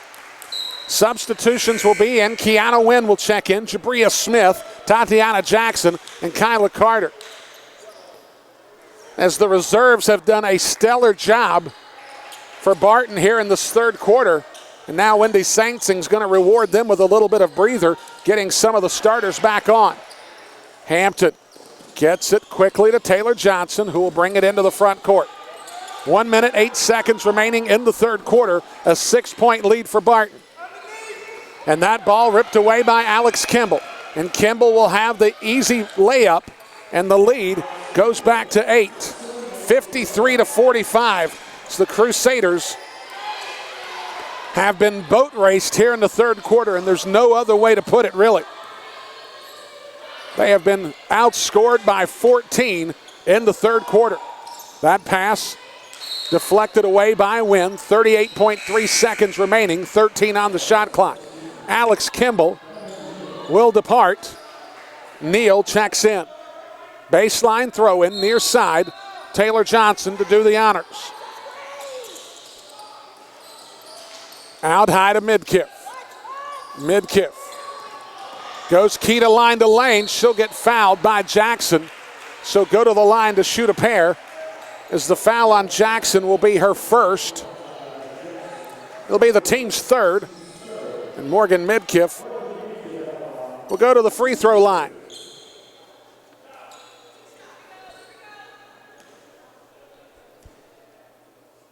Midkiff's first shot rattles around and down.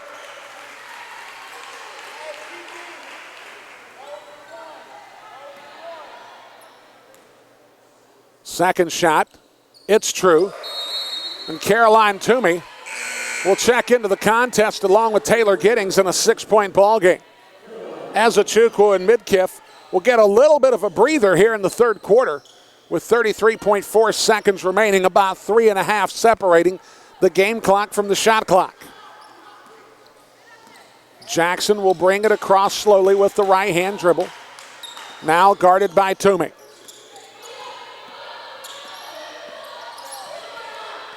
.17 on the shot clock. Jackson 45 feet from the bucket. That ball's going to be kicked, and this is going to reset the shot clock back to 15. So it'll be 15 on the shot clock, which will essentially shut it down. And now the Crusaders will have to play defense for the remaining 10.7 seconds. And that pass deflected away by Hampton. She handled that one almost like a defensive back. I think she probably could have gotten 2 hands on it and gone down the floor.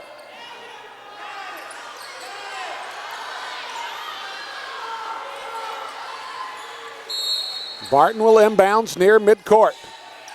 They'll get it to Carter. 8 seconds remaining in the quarter. Toomey guarding Jackson. Jackson will have to pull up. She'll shoot, misses that one long. The rebound to Giddings. That'll take care of it. We're through 3 quarters. The Crusaders trail into the fourth, 53-47. We'll be back on the Belmont Abbey Sports Network.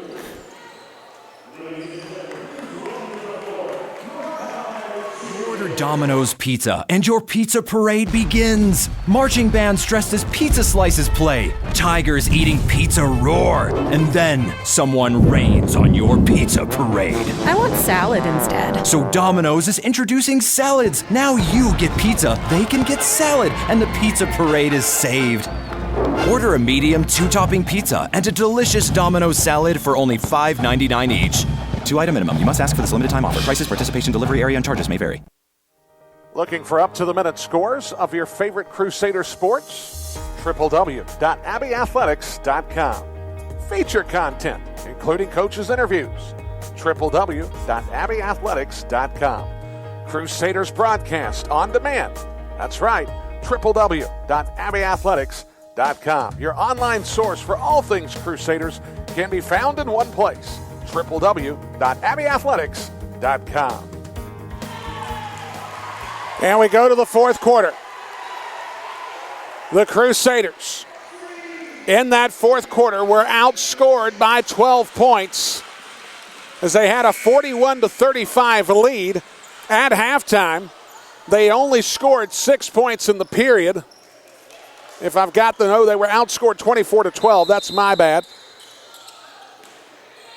As Barton put up a real flurry in the third quarter to stretch their own lead out to 6 points.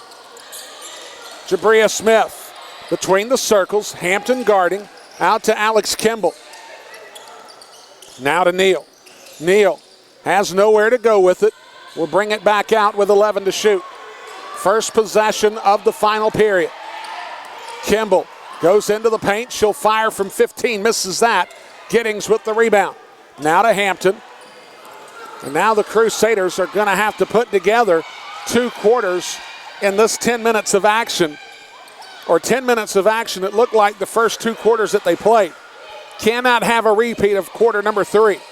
Johnson gets the screen from Bethel. She'll pull up. That shot partially blocked. Giddings will knock it out of bounds. Possession to Barton. You take a look at what Alex Kimball has done in this contest. She's got 14 points, 3 steals, 2 rebounds. It's Crystal Ezechukwu in for Gabrielle Bethel. Kimball has been very good in this contest along with Kiana Wynn. They're the team's high scorers at 14 apiece. Crystal Ezechukwu has 14 for Belmont Abbey. Smith into the paint. Goes key to line to lane, leans in, and they're going to call it an offensive foul as Taylor Johnson did a really good job of stepping into the lane there, drawing the charge. That's going to be Jabria Smith's 4th. It'll be the team's first. And checking into the contest will be Sierra Williams. So the Crusaders need to get things going here in this fourth period as they trail 53-47. So glad that you could join us this evening. You take a look at what the Crusaders have done offensively. The overall numbers look good. The third period, a bit of a departure.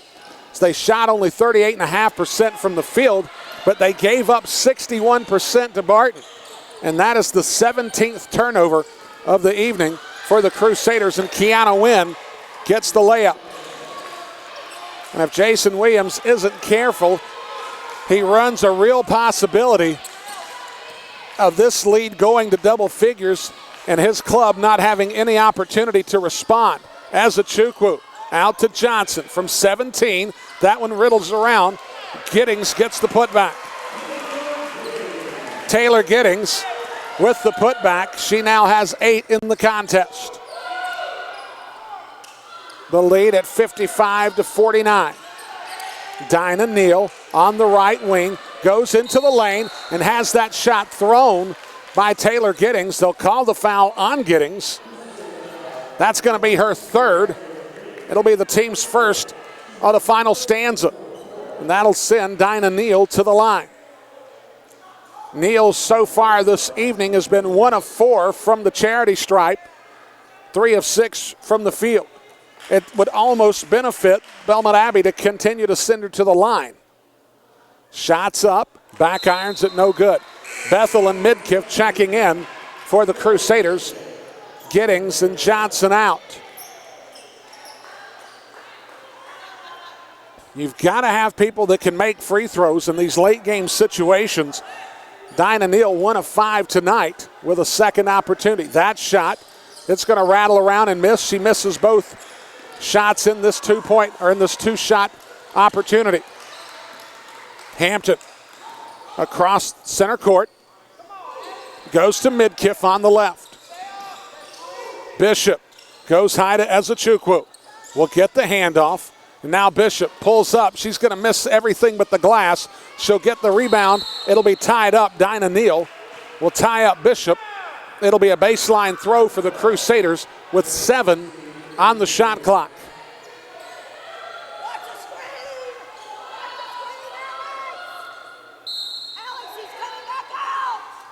So Larissa Bishop near side on the baseline will trigger to Bethel. Bethel gets bumped, and the foul's going to be on Kiana Wynn. And that'll be her third. It'll be the team's second, and that'll send Bethel to the line to shoot a pair. Gabrielle Bethel, 4 of 4 from the line tonight, 2 of 6 from the field. If she converts both here, she'll be in double figures. First shot is up. First shot is true. The lead trimmed to 5 at 55-50. Last year, these two clubs faced off against one another inside the Wheeler Center. On January the 16th, the Crusaders eked out a 2-point win. She's in double figures. The lead is trimmed to 4 at 55-51. In that contest, Gabrielle Bethel had 22 points. Alex Bush had 20, as they used just 8 players in the entire contest. That coming just off the Christmas break. Neal, key to line to lane, decides to pull it back out to the corner. They'll go to Kimball. Kimball gets the screen from Carter as Ezechukwu hedges. 5 on the shot clock. Williams leans in. They'll go off the glass. They'll call the foul on Hampton. So Alexis Hampton with the foul. That's going to be her third, the team's second, and that'll send Sierra Williams to the line. Williams making her first journey to the charity stripe. That shot is up, and it's good.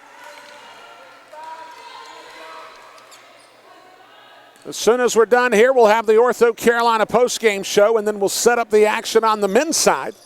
As that free throw rattles around, no good. Ezechukwu with the rebound.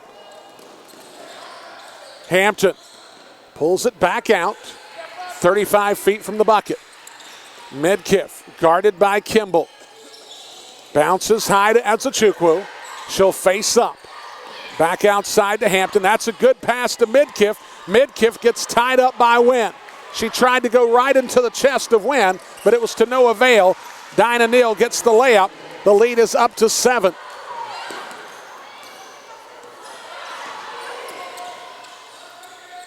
Hampton with 6.5 minutes remaining. The Crusaders have got to do something here in these closing moments, as Barton has made a number of adjustments at the half and have come out smelling like a rose. Ezechukwu with the layup. A good give-and-go game there with Hampton. Cuts the lead to 5. Kimball on the far side. Gets the screen from Carter. They'll be running a lot of ball screens the rest of the way as the rebound to Win. And the Crusaders, unable to close out the possession, have the lead stretched back out to 7.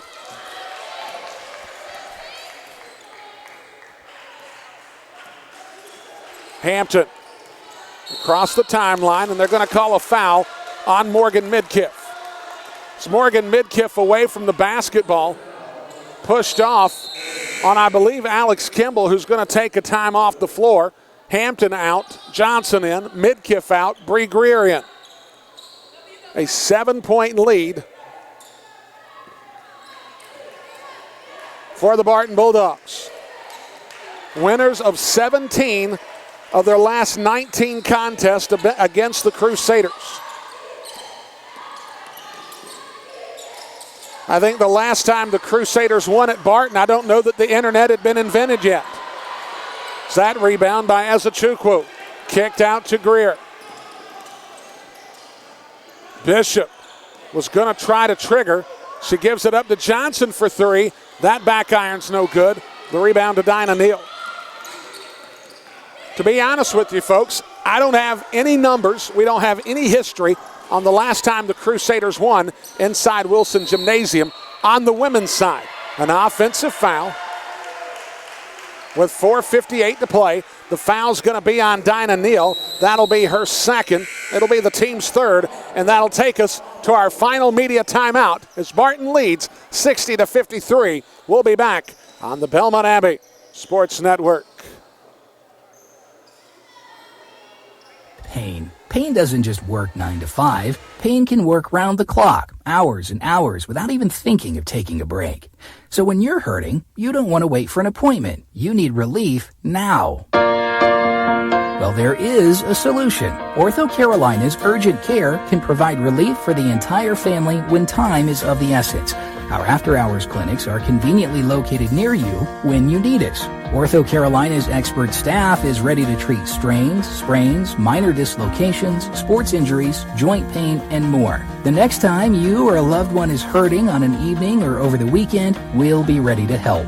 It's the same state-of-the-art care, professionalism, and expertise that's made Ortho Carolina a leader in the Southeast. Pain doesn't happen when it's handy, and you shouldn't have to wait to get relief. Visit orthocarolina.com for a list of urgent care locations and hours. Ortho Carolina. You improve. 4:58 remaining inside the Wheeler Center. Barton with the 60-53 lead. Folks, don't forget, immediately following every broadcast on the Belmont Abbey Sports Network is the Ortho Carolina Postgame Show for insights, interviews, and perspectives on tonight's action. The Ortho Carolina Postgame Show. Ortho Carolina, you improved. That foul on Karima Dean. For Dean, that's going to be her second. And with it being the fourth foul, it'll send the Crusaders to the line on the next common foul the rest of the way. We'll have a stoppage. Not quite sure what that was about, but now we're ready for play. Greer gets it hurriedly into the front court. She'll pull up, gets it to Bethel. Bethel underneath. That's a good play there from Gabrielle Bethel. And Bree Greer knew to pull up about 13 feet from the bucket and hand it off to Bethel. A good job of offensive work there from the junior from High Point. That pass out to Kimball. Kimball into the paint, has it ripped away. They'll go back to Dean.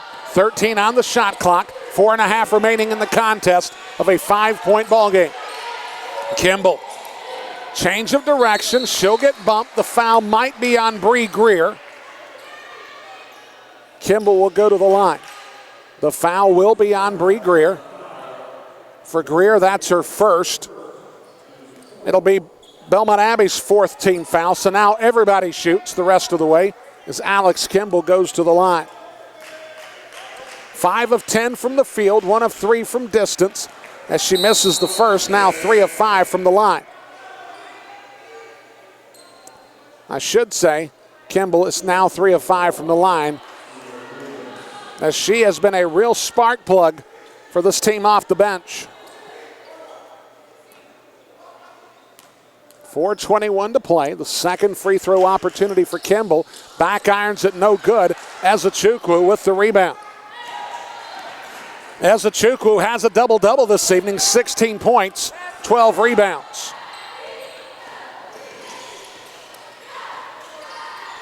Greer goes high to Johnson for three. You better believe it. The knockdown from Taylor Johnson makes it a one-possession game at 60-58. 3:55 remaining. The crowd starting to get into this one just a little bit. That pass stolen away. Taylor Johnson couldn't get her mitts on it. Now it goes to Kimball. And Kimball will hold it back out with 25 on the shot clock. And now we'll have a traveling violation as Jabria Smith, not able to maintain possession, gets called for the travel. 60-58 the score. So the Crusaders will inbound. Greer on the floor with Bethel, Bishop, Ezechukwu and Johnson. Carter on the floor with Kimball, Smith, and we'll have a foul underneath on Kyla Carter. And that'll send Crystal Ezechukwu to the line. For Carter, that's her third. And the Crusaders shooting the bonus.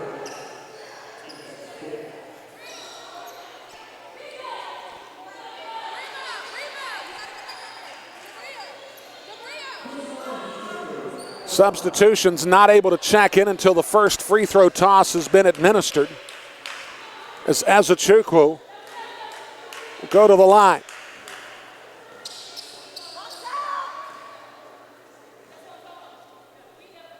First free throw is good for Ezechukwu. The lead is trimmed to 1. Kiana Wynn checks in along with Tatiana Jackson.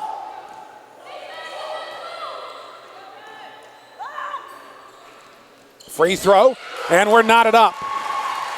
Crystal Ezechukwu having herself a career night inside the Wheeler Center as we're knotted up at 60.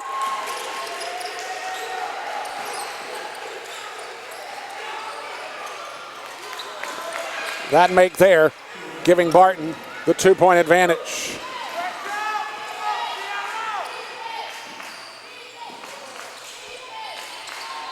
Bishop on the far side, gets it to Johnson. Johnson will get held by Jackson, and that'll send Johnson to the free throw line to shoot a pair.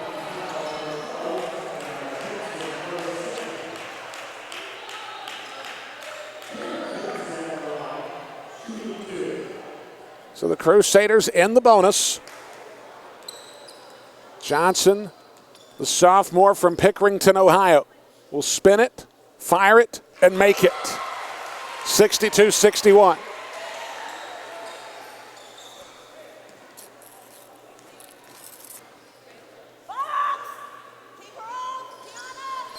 Second free throw misses. Bethel with the rebound. She'll get tied up, but she'll take the foul on the arm and she'll go to the line for 2. And that gives you the kind of determination that Gabrielle Bethel plays with every night as the foul is on Sierra Williams. She'll go to the free throw line. If she's able to convert 2, the Crusaders will have their first lead since very early in the third quarter. Free throw is up. You better believe it. It's good. We're tied at 62.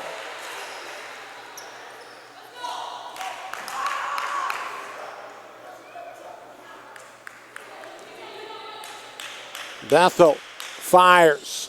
That one rattles around, goes in, and kicks out. We're tied at 62. Tatiana Jackson has it with 2:45 left to play between the circles. She'll get a screen from Wynn. Goes underneath to Wynn. Wynn from 15. Misses everything. Carter with the rebound. The shot clock should not have reset as it did not hit anything. We'll have to have a conversation as to exactly what's left, but the ball not hitting anything does not reset the shot clock.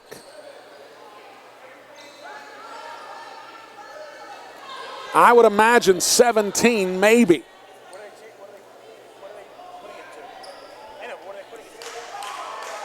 Conversation will be had here with the scores as to what happened at the time of the free throws. Right now the shot clock says 27. That is not correct in any way, shape, or form. I'm thinking something closer to 17 is what we'll have. Nevertheless, it's a baseline throw-in for Barton.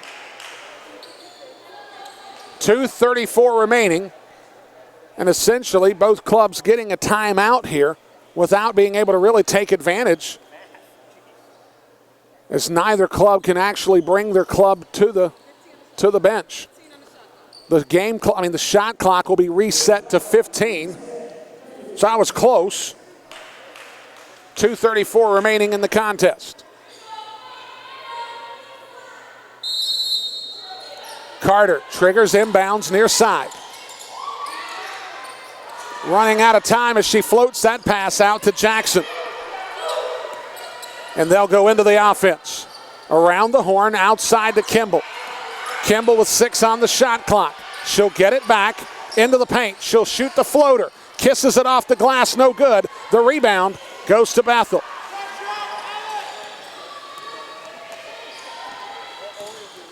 Greer on the right wing, goes to Bethel. Bethel kicks it out to Johnson. 15 on the shot clock, nearing 2 minutes remaining in the game, and that's going to be what could be an offensive foul. They're going to say no. The foul is going to be on Tatiana Nguyen, and now they're going to have a conversation just beyond the free throw line. The foul will be on Tatiana Nguyen. That'll be her 4th.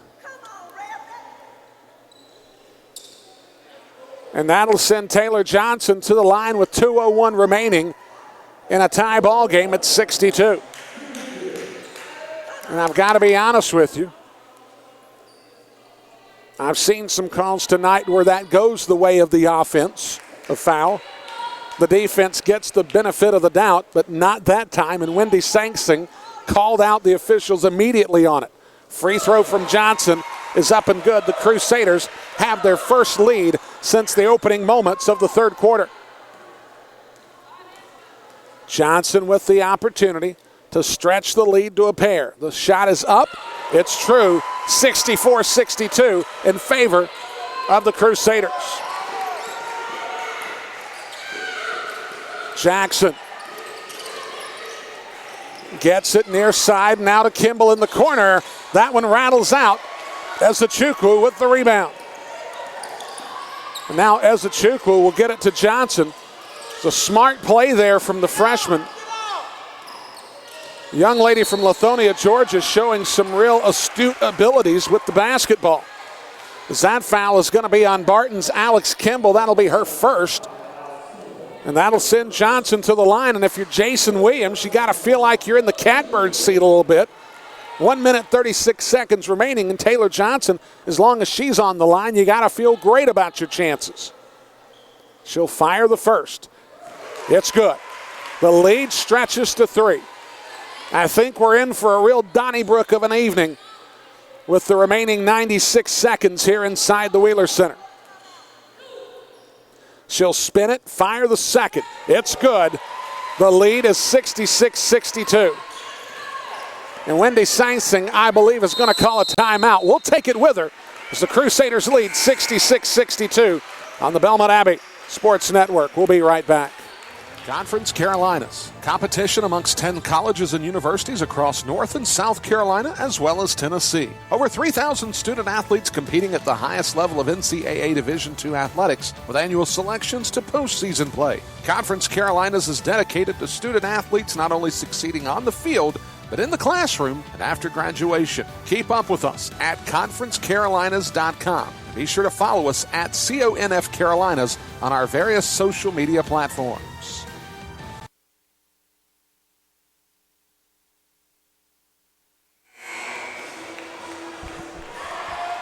One minute, 31 seconds remaining.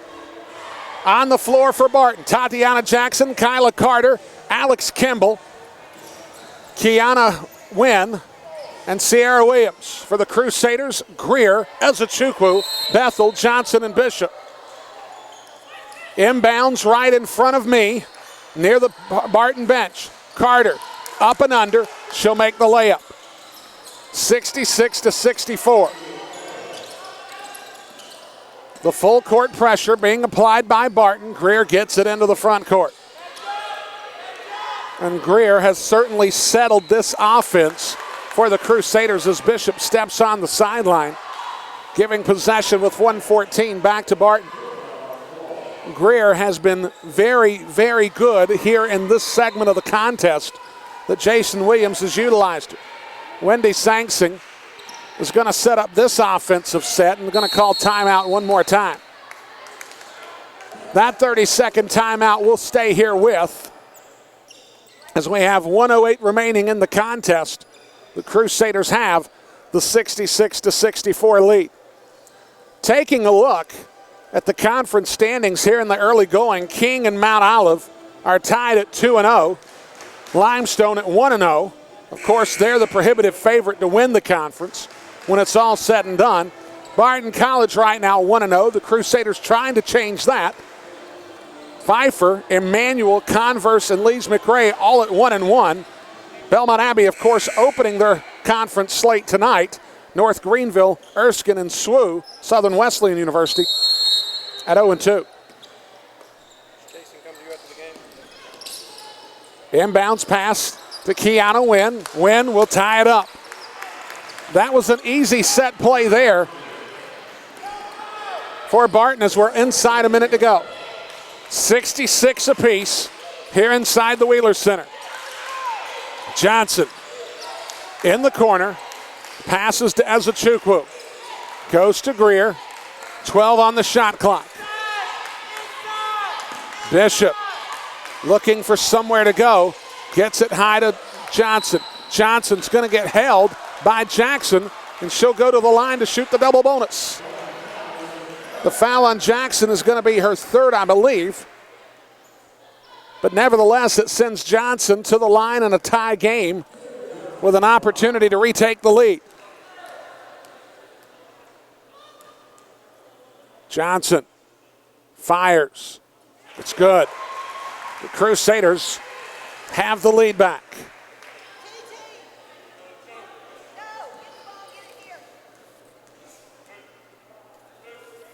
Johnson with the second opportunity. She bangs that one home. It's 68-66 in favor of the Crusaders, and Wendy Sansing will take the timeout, and this one's going to be a full timeout. We'll take it with her. It's the Crusaders lead 68-66 on the Belmont Abbey Sports Network. Picture this. It's Monday afternoon and you're at Domino's buying a large 3-topping pizza. You give the Domino's employee $7.99 plus tax, of course. Now, picture this. It's Friday and you're at Domino's buying a large 3-topping pizza. You give the Domino's employee more than you paid Monday. You feel bamboozled. But then you hear this. Domino's is now extending its $7.99 large 3-topping carryout deal to all day, every day. And so you danced and ate Domino's. Carryout only. You must ask for this limited time offer. Prices, participation, and charges may vary. Back inside the Wheeler Center. 32 seconds remaining in the contest. The Crusaders have the 2-point advantage. Sierra Williams will be on the floor with Alex Kimball, Tatiana Jackson, Kyla Carter, and Kiana Wynn. On the floor for the Crusaders. I'll see them as soon as they come out of the huddle, as the inbounds play will happen right in front of me. I'm here on the press row side, just about 10 feet away from center court. The ball will be inbounded right in front of me. I've got the best angle on the floor. So glad that you could join us for this contest, as it's been a real Donnybrook this evening. Greer on the floor with Bishop, Bethel, Johnson, and Ezechukwu. 6-second split from shot clock to game clock. Jackson works on the screen, kicks it outside. It'll go to Williams. Williams to Kimball. Kimball's going to fire the three. Back irons it, no good. Johnson has the rebound, and the Crusaders have an opportunity to run out the clock. Greer has a chance to run out the clock. She gets fouled by Williams in the front court, and inexplicably, 6 to 7 seconds ran off the time with no foul whatsoever. Bree Greer will go to the line shooting 2.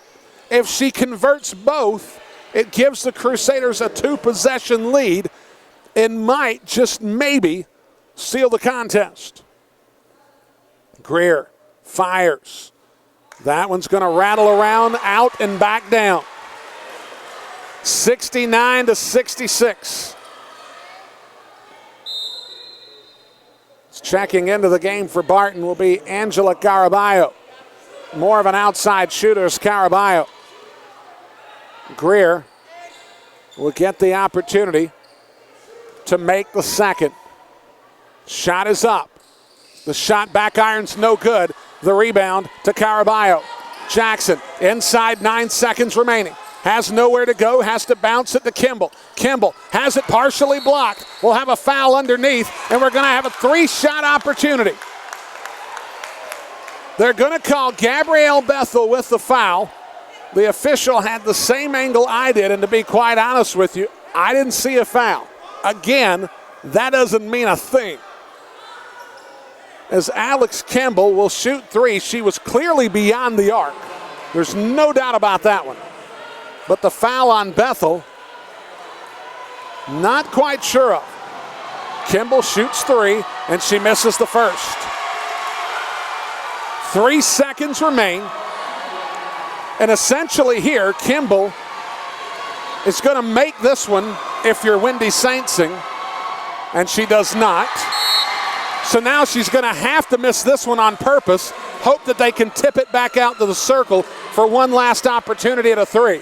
It looks like the Crusaders are going to weather the storm and get their first conference win of the year. Kimball fires this one up. She'll make that one, and we'll have a timeout. Jason Williams calls it with 3 seconds remaining. And I would imagine if Jason Williams was ever going to use a full timeout, he's probably going to use it here. It's going to be a full timeout, and we're going to keep it here. I'm not going anywhere. 3 seconds left. The Crusaders have a 69-67 lead over the Barton College Bulldogs. And Jason Williams, the timeout was called prior to the ball being inbounded. I'm almost certain. I'll wait for the official to signal to the inbounds player what they can do. But what they'll be able to do in this situation, I would suspect, is throw a pass from one side of the baseline to the other out of bounds and then have someone re-enter down the floor. Well, they'll throw the ball the length of the court to try to run out the clock. And Jason Williams is taking the option to put it down in front of his bench, which is an even better scenario. It will be a spot throw for Gabrielle Bethel, but she's basically just going to try to toss it toward the basket and hope somebody can put it in play. Greer gets it. She gets pushed. The foul's on Sierra Williams. She'll shoot a pair. Now the same narrative applies as Sierra Williams has fouled out.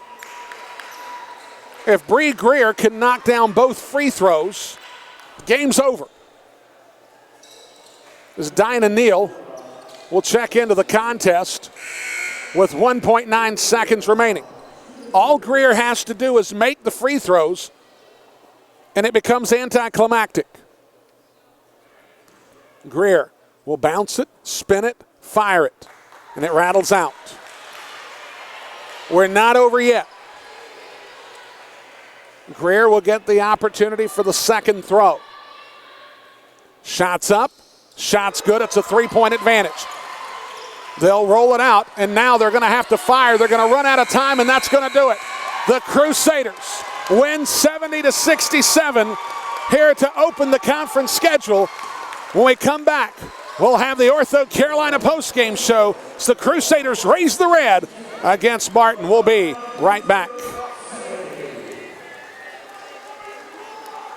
Gaston County is a great place to raise a family. The benefits of the Charlotte Metro blended with the familiarity of several bedroom communities make Gaston a wonderful place to become a first-time home buyer. But in a shifting market, it's paramount to find a company that will work even harder for you in a very competitive landscape. Might I suggest to you Moss Realty? Moss Realty wants to serve you as an advocate through the home buying process. I've seen the hard work of the staff on a personal level.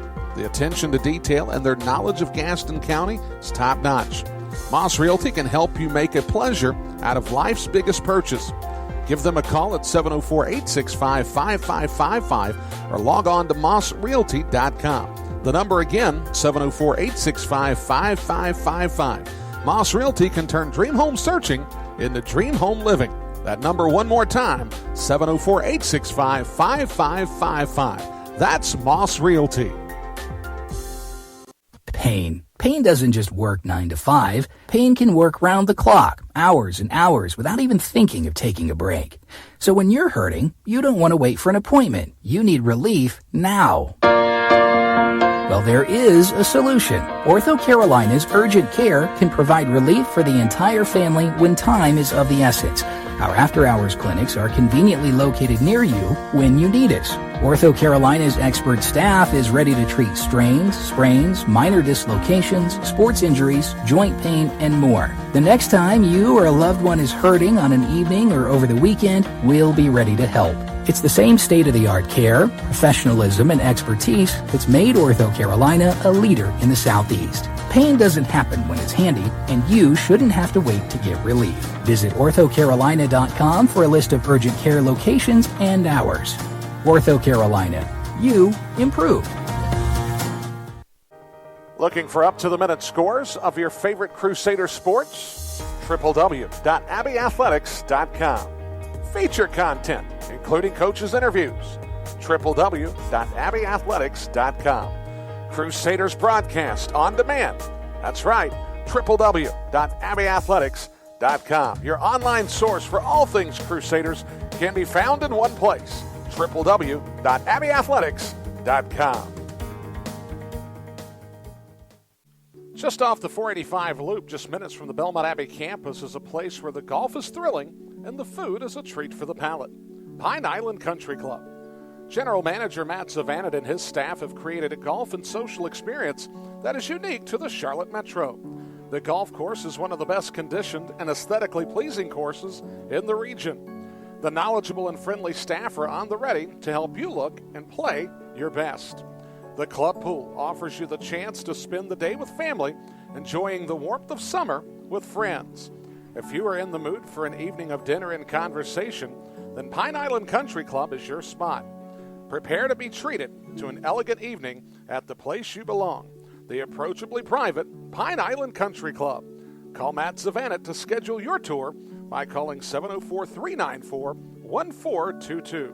That's 704-394-1422. Pine Island Country Club.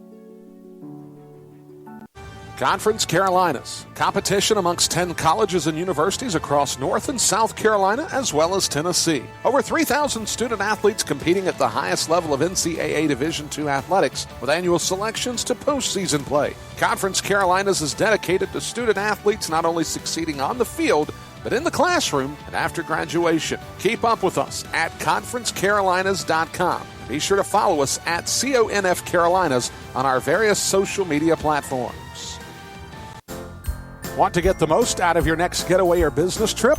Get over to Belmont, North Carolina, and feel the Hamptonality. At the Hampton Inn Charlotte Belmont at Moncross, we give you friendly service at a great value. You'll rest easy on our clean and fresh Hampton bed. The crisp white linens and duvet give a fresh start to every guest each morning. Every morning begins with our free hot breakfast, including delicious waffles and hearty oatmeal. And with free Wi-Fi, you're guaranteed to stay connected.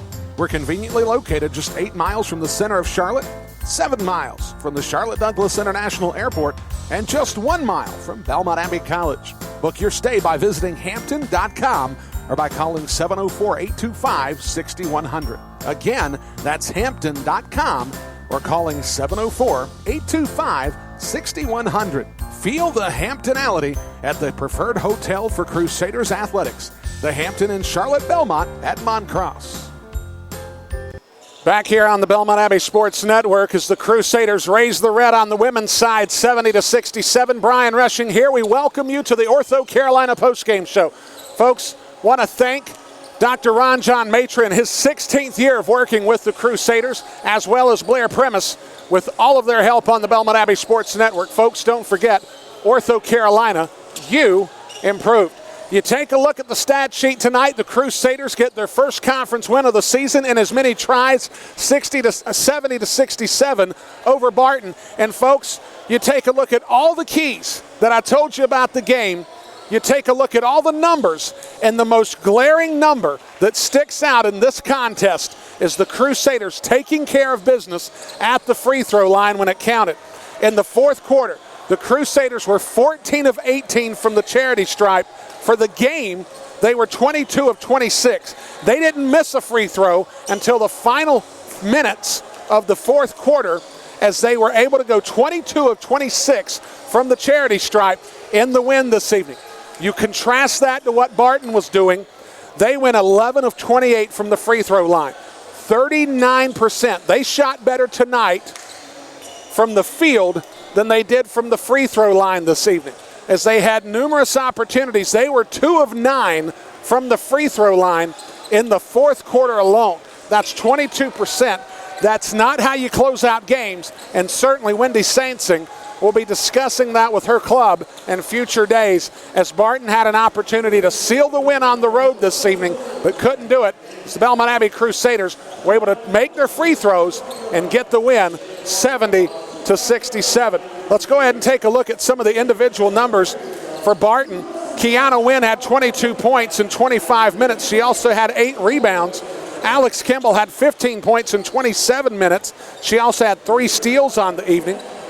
Tatiana Jackson had 5 assists on the evening in just 15 minutes of action. So certainly Barton was able to do some things offensively as they stretched out their lead going into the middle portions of the fourth quarter by as many as 7 points. But the Crusaders were able to strap everything down defensively, do some really good things on the offensive end, and they made their free throws. When we come back, we'll have the head coach, Jason Williams, on the Ortho Carolina postgame show. We'll be back in just a minute. Pain doesn't just work 9 to 5. Pain can work round the clock, hours and hours, without even thinking of taking a break. So when you're hurting, you don't want to wait for an appointment. You need relief now. Well, there is a solution. Ortho Carolina's Urgent Care can provide relief for the entire family when time is of the essence. Our after-hours clinics are conveniently located near you when you need us. Ortho Carolina's expert staff is ready to treat strains, sprains, minor dislocations, sports injuries, joint pain, and more. The next time you or a loved one is hurting on an evening or over the weekend, we'll be ready to help. It's the same state-of-the-art care, professionalism, and expertise that's made Ortho Carolina a leader in the Southeast. Pain doesn't happen when it's handy, and you shouldn't have to wait to get relief. Visit orthocarolina.com for a list of urgent care locations and hours. Ortho Carolina. You improve. On the Belmont Abbey Sports Network, as the Crusaders raise the red this evening by a 70-67 number against the Barton College Bulldogs. Folks, don't forget, for excellence in orthopedics, there's only one name to remember: Ortho Carolina. You improved. Here with the head coach, Jason Williams. Coach, congratulations. I've got to be honest with you. This game had a lot of ebb and flow to it. You had a 6-point lead coming into the half. Then all of a sudden they came out and they outscored you 24-12 in the third quarter. You were able to climb back into the contest, and I think one of the reasons you were able to do it is you simply made free throws. They weren't able to do it. You guys were 14 of 18 from the line in the final quarter.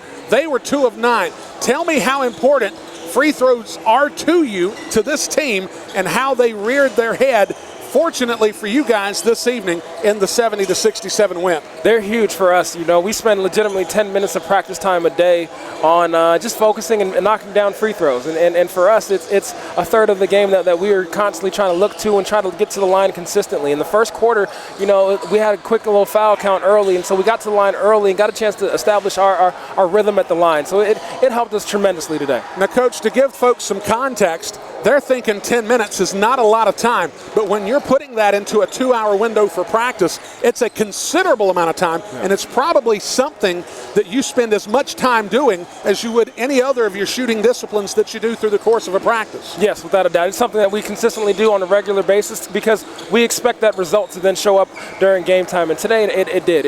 And I'm very, very proud of my young ladies of stepping the line during a pressure situation and just knocking them down consistently. You take a look at the rebounding numbers, and I brought this up in the early portion of the broadcast. Last week against Erskine, this Barton club out-rebounded Erskine 58-38. I knew that you had game planned that it was going to be imperative for this club to do the job on the boards. You look at these numbers, they out-rebounded Barton 37-34, and they were able to do so in some very late game scenarios. How important was it for your club to close out possessions by getting the rebounds? Extremely important. You know, the entire game I kept barking and yelling, you know, to box out and get physical. And this group is starting to buy into that concept of physicality, you know, and with us being physical and able to finish down low as well as finish defensive plays with a defensive rebound, we can get out and push and transition, and we're really good when we get into the open court, you know, but it's just up to us to make the best part of our defensive priority is at the end of it, which is going to be getting a defensive rebound. This club has more frontline depth and has more frontline tenacity than we've seen in quite a few years in this program. And you take a look at Gabrielle Bethel's numbers, ho-hum, 13 and 8. That's just a normal night for her. You complement that with what Crystal Ezechukwu was able to do by going 18 points, 13 rebounds, and most importantly, showing mid-range game early in the contest and then going 4 of 4 from the free throw line. Coach, that's got to be a real revelation for this ball club. Yeah, without a doubt, without a doubt. You know, and on top of that, I must compliment the young ladies around her to be able to create the space that she needs to be able to provide on the block, as well as feeding her the basketball, you know, because it takes a lot of different individuals to be able to set up that one person that gets the buckets in the hole. So we did a great job on our execution just as a whole and as a team, and I'm very, very excited about the future of this ball club, and I think we have a great opportunity to move upward if we continue to work and be disciplined. Well, you take a look at the balanced scoring about this club. Certainly the win against Charleston last week, you had 5 players in double figures. And to be honest with you, I don't think you had anybody over 12. Tonight, a very similar scenario. You had Ezechukwu, who did have 18, but you've got Taylor Johnson, who had 14, 7 of 8 from the free throw line, and most of that was in the fourth quarter. And then you look at Larissa Bishop coming off the bench and adding 11 to go along with Bethel's 13 in a starting role. Coach, you've got some pieces here to work with that I think that as we go farther and farther along, if they do continue to buy into this program and what it is that you're preaching to them day in and day out in practice, I think you've got a chance for a real winner for this club. What does that look like from your standpoint? Just us staying grounded and us being able to come in the gym and work consistently. You know, I think with this group, if we continue to buy into that kind of lunch pail mentality, you know, and not get too big for our britches, we have the opportunity to be very successful because the talent is there. You know, it's just up to us to be able to be humble enough to be able to come in the gym on, Thursday, and then be able to work again so that we can get the same result on Saturday. Well, they brought the lunch pail to work and took care of business today. Hopefully, you're going to give them a little bit of an upgrade with the post-game meal. I hope so. Coach, congratulations. Thank you so much. Folks, when we come back on the other side of this Ortho Carolina post-game timeout, we'll have the final looks at this matchup, and then we'll set you up for the men's matchup here in about 15 minutes' time on the Belmont Abbey Sports Network. We'll be right back. Conference Carolinas, competition amongst 10 colleges and universities across North and South Carolina, as well as Tennessee. Over 3,000 student athletes competing at the highest level of NCAA Division II athletics, with annual selections to postseason play. Conference Carolinas is dedicated to student athletes not only succeeding on the field, but in the classroom and after graduation. Keep up with us at conferencecarolinas.com. Be sure to follow us at CONF Carolinas on our various social media platforms. Pain. Pain doesn't just work 9 to 5. Pain can work round the clock, hours and hours, without even thinking of taking a break.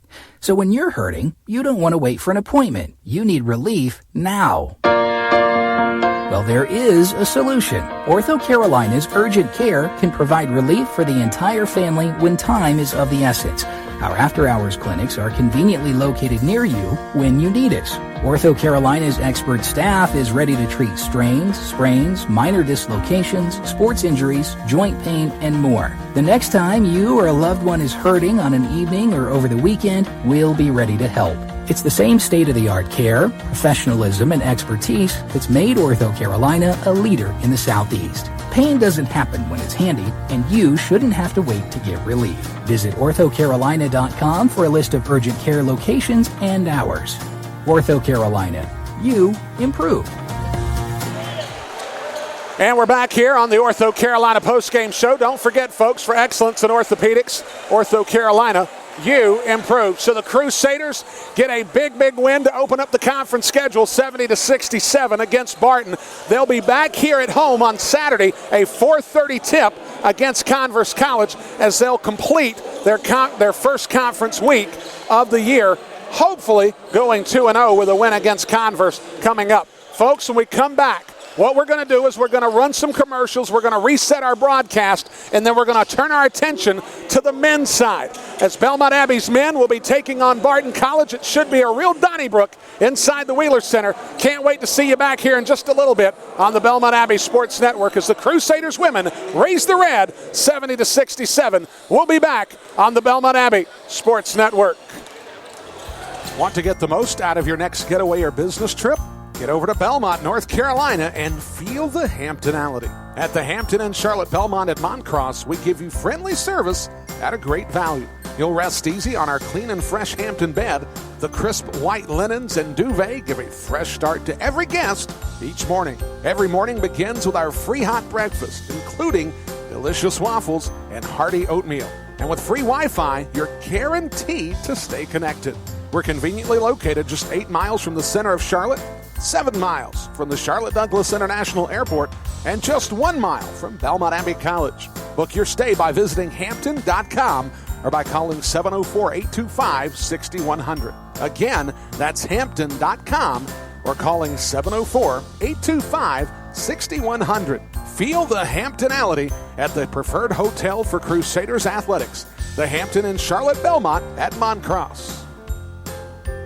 Conference Carolinas, competition amongst 10 colleges and universities across North and South Carolina as well as Tennessee. Over 3,000 student athletes competing at the highest level of NCAA Division II athletics with annual selections to postseason play. Conference Carolinas is dedicated to student athletes not only succeeding on the field, but in the classroom and after graduation. Keep up with us at conferencecarolinas.com. Be sure to follow us at CONF Carolinas on our various social media platforms. Just off the 485 loop, just minutes from the Belmont Abbey campus, is a place where the golf is thrilling and the food is a treat for the palate. Pine Island Country Club. General Manager Matt Zavanit and his staff have created a golf and social experience that is unique to the Charlotte Metro. The golf course is one of the best conditioned and aesthetically pleasing courses in the region. The knowledgeable and friendly staff are on the ready to help you look and play your best. The club pool offers you the chance to spend the day with family, enjoying the warmth of summer with friends. If you are in the mood for an evening of dinner and conversation, then Pine Island Country Club is your spot. Prepare to be treated to an elegant evening at the place you belong, the approachably private Pine Island Country Club. Call Matt Zavanit to schedule your tour by calling 704-394-1422. That's 704-394-1422.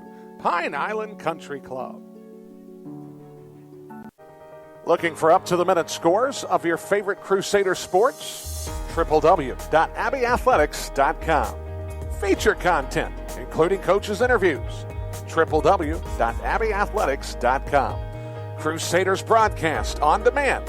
That's right, www.abbeyathletics.com. Your online source for all things Crusaders can be found in one place, www.abbeyathletics.com.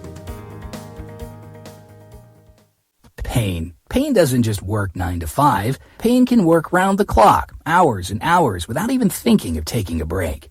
So when you're hurting, you don't want to wait for an appointment. You need relief now. Well, there is a solution. Ortho Carolina's Urgent Care can provide relief for the entire family when time is of the essence. Our after-hours clinics are conveniently located near you when you need us. Ortho Carolina's expert staff is ready to treat strains, sprains, minor dislocations, sports injuries, joint pain, and more. The next time you or a loved one is hurting on an evening or over the weekend, we'll be ready to help. It's the same state-of-the-art care, professionalism, and expertise that's made Ortho Carolina a leader in the Southeast. Pain doesn't happen when it's handy, and you shouldn't have to wait to get relief. Visit orthocarolina.com for a list of urgent care locations and hours. Ortho Carolina. You improve. Gaston County is a great place to raise a family. The benefits of the Charlotte Metro blended with the familiarity of several bedroom communities make Gaston a wonderful place to become a first-time homebuyer. But in a shifting market, it's paramount to find a company that will work even harder for you in a very competitive landscape. Might I suggest to you Moss Realty? Moss Realty wants to serve you as an advocate through the home buying process. I've seen the hard work of the staff on a personal level. The attention to detail and their knowledge of Gaston County is top-notch. Moss Realty can help you make a pleasure out of life's biggest purchase. Give them a call at 704-865-5555 or log on to mossrealty.com. The number again, 704-865-5555. Moss Realty can turn dream home searching into dream home living. That number one more time, 704-865-5555. That's Moss Realty.